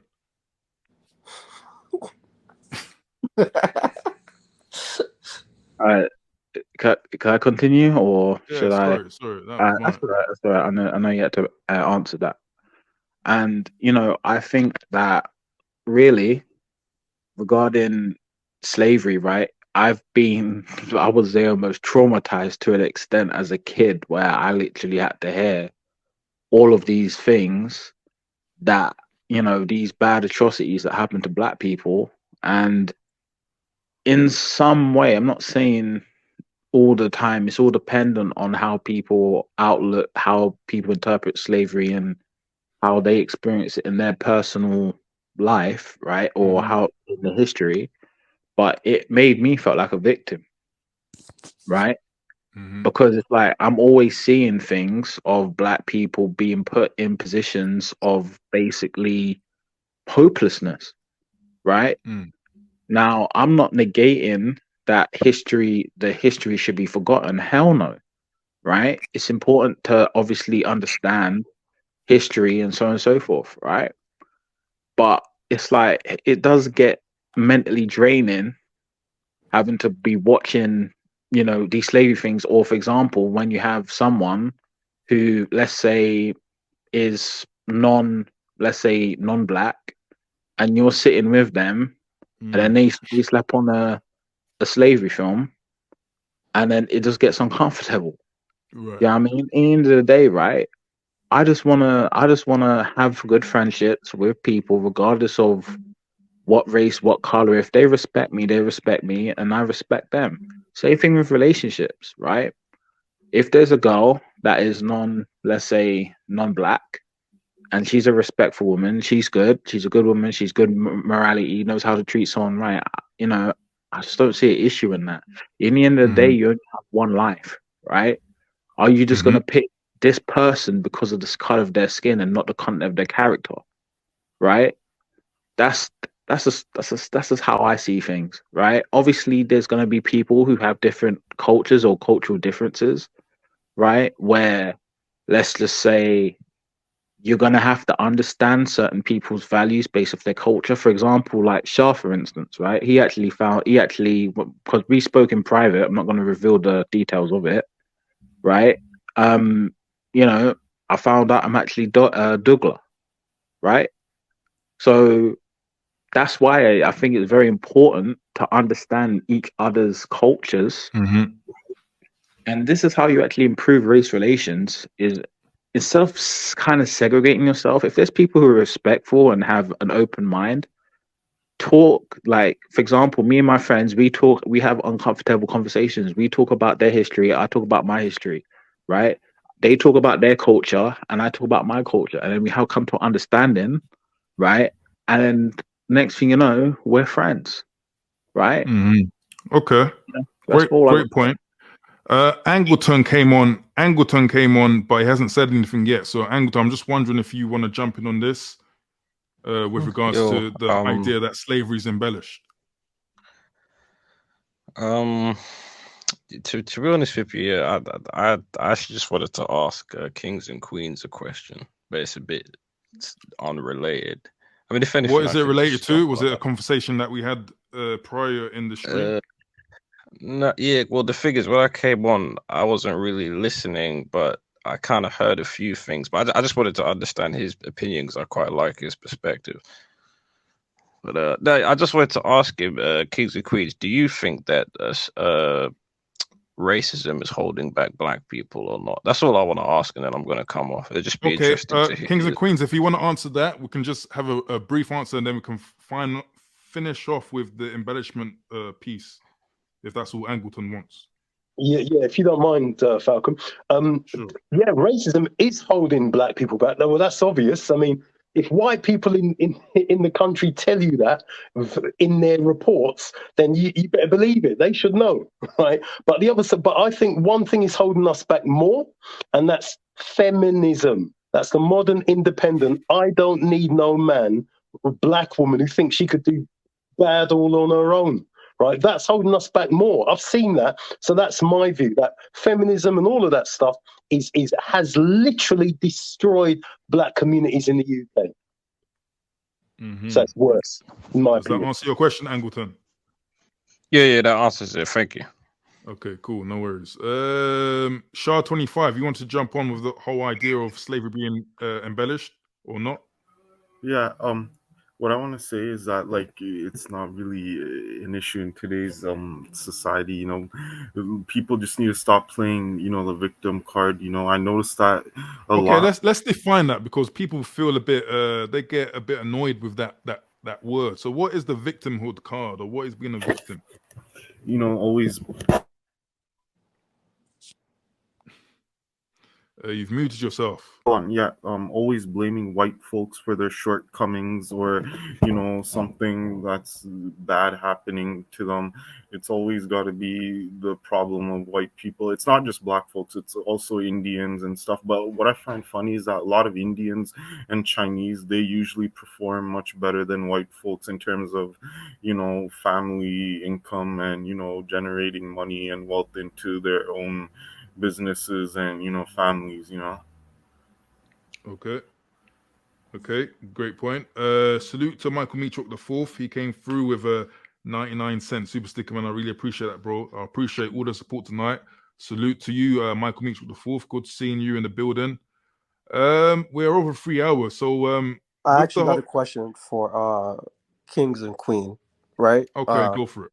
Well, but actually, one second first. Does anyone else have anything to say with the whole idea of slavery being embellished and being not as? It is like part of it, though. The question. Okay, go for it. Well, I guess I'll tie this back to what Pearl said as well. So, what she said is she quoted like an actual author, the author of the book Roots, Alex Haley, and she basically said his words. And my question is, okay, why wasn't there any backlash for him saying that? Like, why did he become like famous and like, I guess, do well? Because this is not the first time I actually heard this specific quote. So my thing is what Pearl said racist, or is it like ignorant and like, just like what's the perfect word now? Is it basically ignorant and insensitive as opposed to it being because if someone else that's black said that and it's fine. I'm not supporting what she said. I'm just trying to understand the logic here. This is why it kind of ties back to what Shar was just saying, and like the whole victim mentality. Like it's like we want to find a reason to be angry. So is that like why are we not angry when someone? Is that a question to Kings and Queens? Yeah. Okay. If Kings and Queens wants to answer that, then we go to Diego. Okay, let Kings and Queens have that direct answer, and then we can go to Diego. Thanks, Falcon. As quick as I can. Listen, we live in the UK, right? I don't care what a load of women in America and some men have got to say about Pearl. I'm not really that bothered. Sorry to say, but I'm not, right? What I'm concerned about, right, when not all white people, but far too many white people, when they talk about slavery, whether it's with Roots, the book Roots, whether or not it's fictional and blah, blah, blah, all of that, whether or not Roots is fictional or a real account is irrelevant. The fact is, a whole heap of black people were enslaved and taken in the bottom of a boat. Many lost their lives in the Middle Passage and ended up in the Americas. That's why my name is what it is, right? That's why I'm here. That's why I'm speaking in English in a sort of semi-Cockney accent to you. Right, that's real, right? The book may or may not be a fictional account, but my experience or our experience is a real experience, and I don't think we should get lost in that. Right, I think what Pearl should have done. Isn't it? No, I'm sorry. I have to push back. Isn't it important that historic accounts are not falsified or not written in a way where it's not true? Isn't that important to you? Oh, of course. And this is why I'm drawing the distinction between a book, Roots, and the series that came on that I watched when I was a kid twice, right? But I'm drawing, and it's a fictionalized version of stuff that happened, right? But the point here is quite obvious, really, isn't it? What Pearl should have done. I know she's young, and I'm hoping she's going to really learn from this. But what she should do in the future is say, well, okay, that's a fictional account, but however, the enslavement of African people actually happened, and it was awful. We could talk, and I'd like her to say in the future, we could talk all day long about Alex Haley's book, but the slavery was real, right? And that is what any sensible, knowledgeable person should really talk about. Okay, good answer. Diego, one second. Diego wanted to come in on here, so let's let Diego have his piece. Yeah, I mean, I only sort of responding because I've read the book and myself, and I looked into like the reaction, so I'm probably well placed to respond to Emmanuel's question. Black people who have actually said, what Thomas Sowell has said, including himself, have been castigated. They've been called raccoons. They've been called sellouts. They've been called all kinds. You understand? So trust me, it's not just pearly things. Why it may appear that is because, of course, this is within the YouTube space. Word spreads virally. There's a lot at stake. There's a lot of people that you understand. So people have their fingers to the pulse and they're ready to, shall I say, share their disapproval and so on and so forth. But make no mistake about it, Thomas Sowell is not particularly popular among a lot of Black Americans and Americanized UK Black people because of his views. Obviously, he identifies as a conservative, and they believe that a lot of what he does and his writings are really to kind of, shall I say, virtue signal to white conservatives. I think he's a talented writer. I think he has some interesting perspectives. I wouldn't say I necessarily, agree with everything he says, nor should I tell everybody to, but he makes some points in isolation that are quite compelling. What I wouldn't agree with, which he has pushed as a narrative, is that there's no institutionalized racism in America. He believes that that's not a thing. But at the end of the day, my man has actually put together his explanation as to why that is. And I think that, speaks to what you said, Falcon, a moment ago about a premium on the truth. What's the most important thing? Is it performative blackness and outrage? Or is it about ascertaining the truth? And if it is about the latter, to what level is there that commitment? And I would say that most people aren't that interested in it. They want to bandwagon and thereby racially virtue signal to others who are of like mind. So I hope that kind of, probably added on a bit to that answer, but no, that's a great answer. That's a great answer. But guys, man, we're over 3 hours, man, and we're going into, we're going into the too long territory. Okay, we're getting tired and sluggish. So I'm going to ask the panel for closing thoughts, just to wrap a bow with regards to this live stream. Yeah, let me end it off. Let me say this. This was a very interesting topic to talk about, what just pearly things said, and what the underlying issues are within the community. But moving forward, I don't think that people should necessarily worry about their race affecting their job, how they communicate with others, or how they speak to one another. People should just forget about that and just enjoy what's in store for them, and forget about racism and stuff, because it's not a problem amongst those that don't think about it, and that don't want to be a victim, so it's not going to be a problem to that. But to those that will always be having anxiety, they'll always be saying that, oh, this person won't give me a job, or this person won't give me this because of my skin color, means nothing. If they don't want you at their workplace or anything, then create a business, start from there, or work amongst with their own community, instead of just crying and blaming and pointing the finger at white and Indian folks, because that's not going to change anything. And as a matter of fact, it's not just I've seen a lot of Native Americans in conservation parks and stuff like that because of things. They're actually in a lot worse situation than Black folks in America, and not a lot of people want to talk about it. A lot of them had their land stripped away. They had their, like, if you're gonna ask me who's really a victim in America in terms of racism, it's Native Americans. They've been, the ones that been ostracized. And they've been wiped away. Like, they're very small and disproportionate. In population. Okay, that's a strong closing thought you put out there, Shark 25. So I really appreciate that. Salute to you. Yeah. Peace. Right. Okay, who wants to go next with closing thoughts? I'll just go. Just to say, Sure. great discussion. Thanks for having me up, Falcon, guys. It's been a great debate. Great as it normally is. More power to you, Falcon, and God bless you guys, man. Appreciate you. Check out Kings and Queens channel.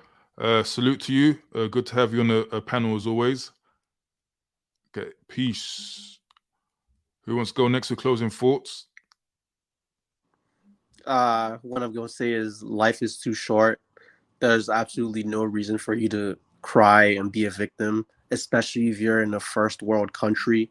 Like, again, there's people that's in Africa and Nigeria struggling every day. They don't have food. They can't eat. They're actually living hard lives. And you're here, you have internet, you have electricity, you have food, you have running water, you have shelter, you have clothes. Like, why are you still complaining? Like, again, us as humans, this is the best time to be alive as a human being ever compared to history. So like, why are you still angry? Like, you have opportunities. Like, even we might not all start on the same playing field. Maybe your parents might be very broke. You might not even have parents, all these other different things, but it doesn't mean you can't get out of that. There are millionaires out there that didn't have a dime and they became millionaires. So again, it might be hard work, it might be hard, but you got to be willing to do it. How much do you want it? And that's how you got to live life. And that's it. Okay, appreciate you coming on here, Emmanuel. Good to see you again. Of course. Okay, Yeah. peace to you. Peace. I'll put. Peace. Yeah, I need to find a man. I need to see if Emmanuel's got a channel. I want to subscribe to him if he has got a channel. Because Hey, Emmanuel, if you got a channel, let us know. You got some interest, okay? But who wants to go next with closing thoughts? I will. Sure. I will say that, shout out to all the badgers. Shout out to, some of the blacks that, or whoever it is that want to have a unique perspective, do not want to fit the box and want to be something different. Right? I believe everyone has a right to live their life how they want to live it. I believe that they should have their own way of thinking. I believe that people should not be shamed for their difference of opinion. And I believe that, right, yes, the history is the history, right?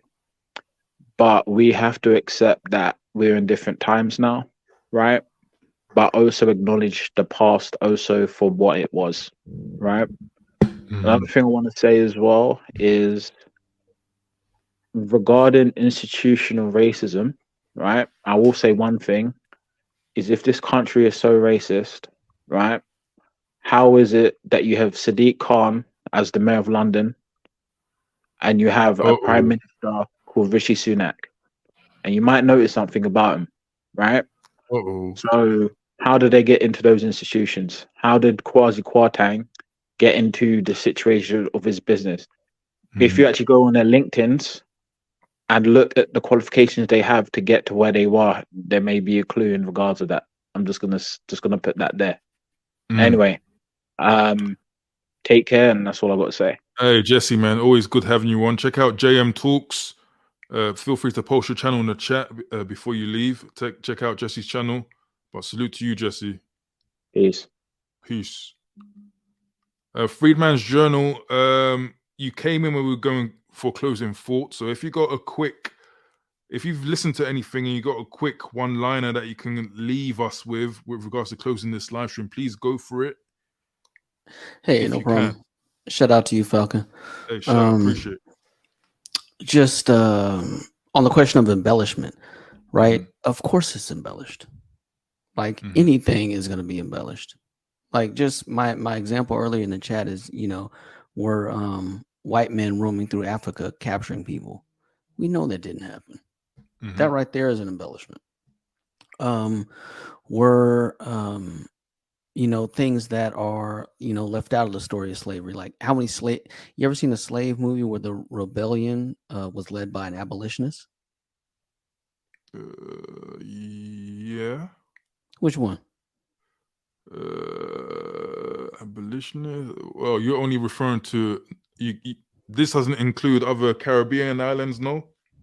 No, I'm just talking about America. America, okay. I can't say that I have in America specifically. exactly.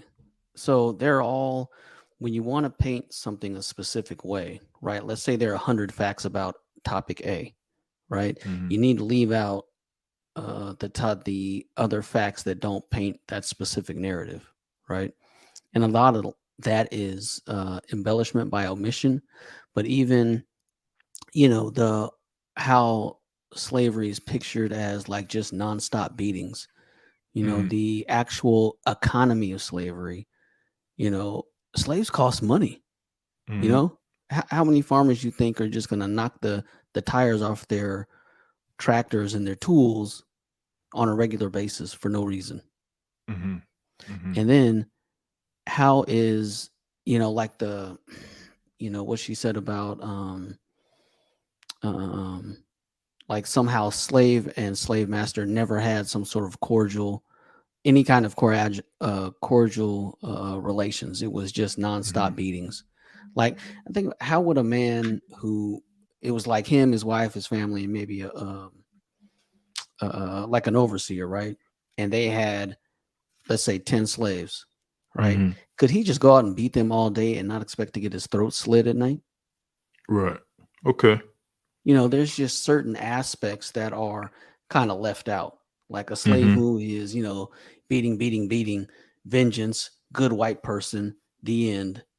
And that's it. Mhm. So, Okay. the whole kind of daily life of slavery would be like 99% working and nothing happening. So Mhm. that was my only point. Okay. No, it's good. It's good to hear, your opinion as a FBA. I don't know if you want to be called by that term, but Black American. So it's good to hear your viewpoint on that, because it seems like a lot of people disagree with that. So, fuss the outrage.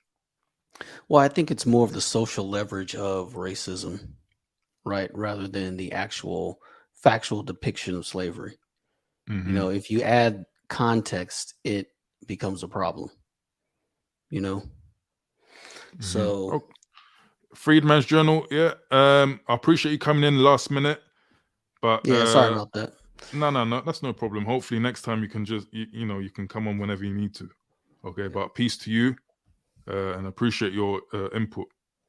Yeah, thanks you, sir. Yeah, Have a no great day. worries. Peace, and you too. And last but not least, let's go to Diego here for closing thoughts before we end this live stream, if that's okay.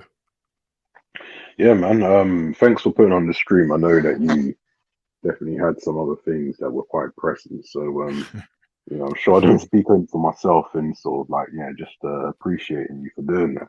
I appreciate that. Yeah, no, it's no problem, bro. If it's okay, I just want, I think, is it online account asked what decentralized blackness meant a bit Yeah, earlier, and go for it. just thanks, man.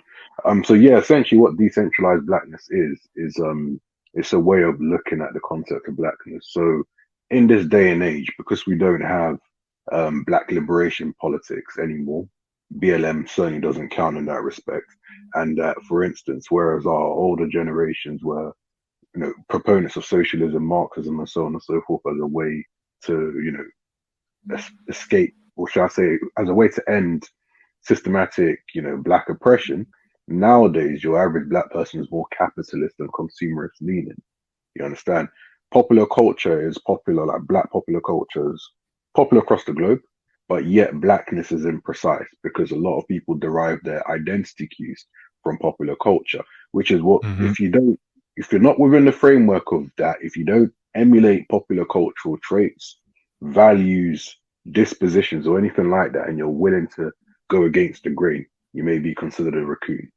You understand? Mm-hmm. If you have a contrary opinion on topics like this or nuanced opinion, you may be considered a raccoon. So the Mm-hmm. idea ultimately is that you should be your authentic self in so much as you do not hurt other black people based on their protected features or use any resources you have to push out a systematically negative view or image of black people. You should be Mm-hmm. able to live your life without somebody trying to intimidate you or castigate you for not following certain or emulating certain stereotypes. So the idea is that no matter how belligerent someone comes to you to try to police your blackness, you have your own agency. You don't have to submit to them because that is a self-styled gatekeeper. So the idea is that no one really has the monopoly on blackness. And so you should be able to live your life without having some anxiety about not emulating so-called performance of blackness. So hopefully that answers the question, but that's what I mean by that. But Well yeah, other than said. that, man, thanks, bro. Yeah, thanks again for putting this on, and yeah, I look forward to the next stream, man. No, always a pleasure having you on. Salute to Diego Ifa. Feel free to put your link in the chat as well. Diego Ifa is also a Black Brit content creator, or quote unquote Black Brit, because you know this is Mr. Decentralized Blackness. So you know I'm careful about those. You know what I mean? But salute to you, man. I really appreciate you coming on. No problem, man. Peace. Peace. Okay, and last but not least, man, we Freedman's Journal came through with a $5 super chat, man. He was only here for 5 minutes and came through with a $5 super chat. He says salute at Falcon Blizzard, support Black Men Media. Absolutely, absolutely. Really appreciate that, Freedman's Journal. Hopefully, you know, some people are asking if you can come on the panel in the future.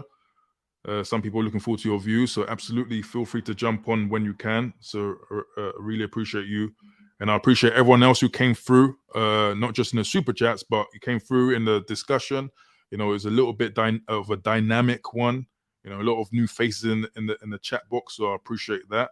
Again, man, my view is that we can all have differences of opinion, but when it becomes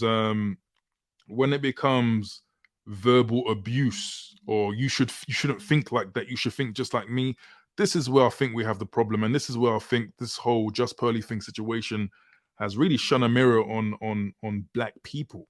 You know, there's a stark divide, and it seems to be a very emotional one, right? And I'm happy that we can have the discussion, but hey, I'm not going to talk about this anymore in the future, I promise you that, because yeah, in many ways, it's a shame and it's sad that we're having this discussion because of these circumstances. But yeah, appreciate everyone who showed love, supporting the stream and the super chats, everyone who came through, liking the video, leaving comments below. Check the description for more information. Everyone who gets super chatted will be pinned to the first post underneath this video. But with that being said, what else can I say? Expect some videos during the week, okay? Live streams, as always, every Tuesday evening. So look out for them. But with that being said, it's late here in the UK, so we're going to go to bed. So I'm going to say good night.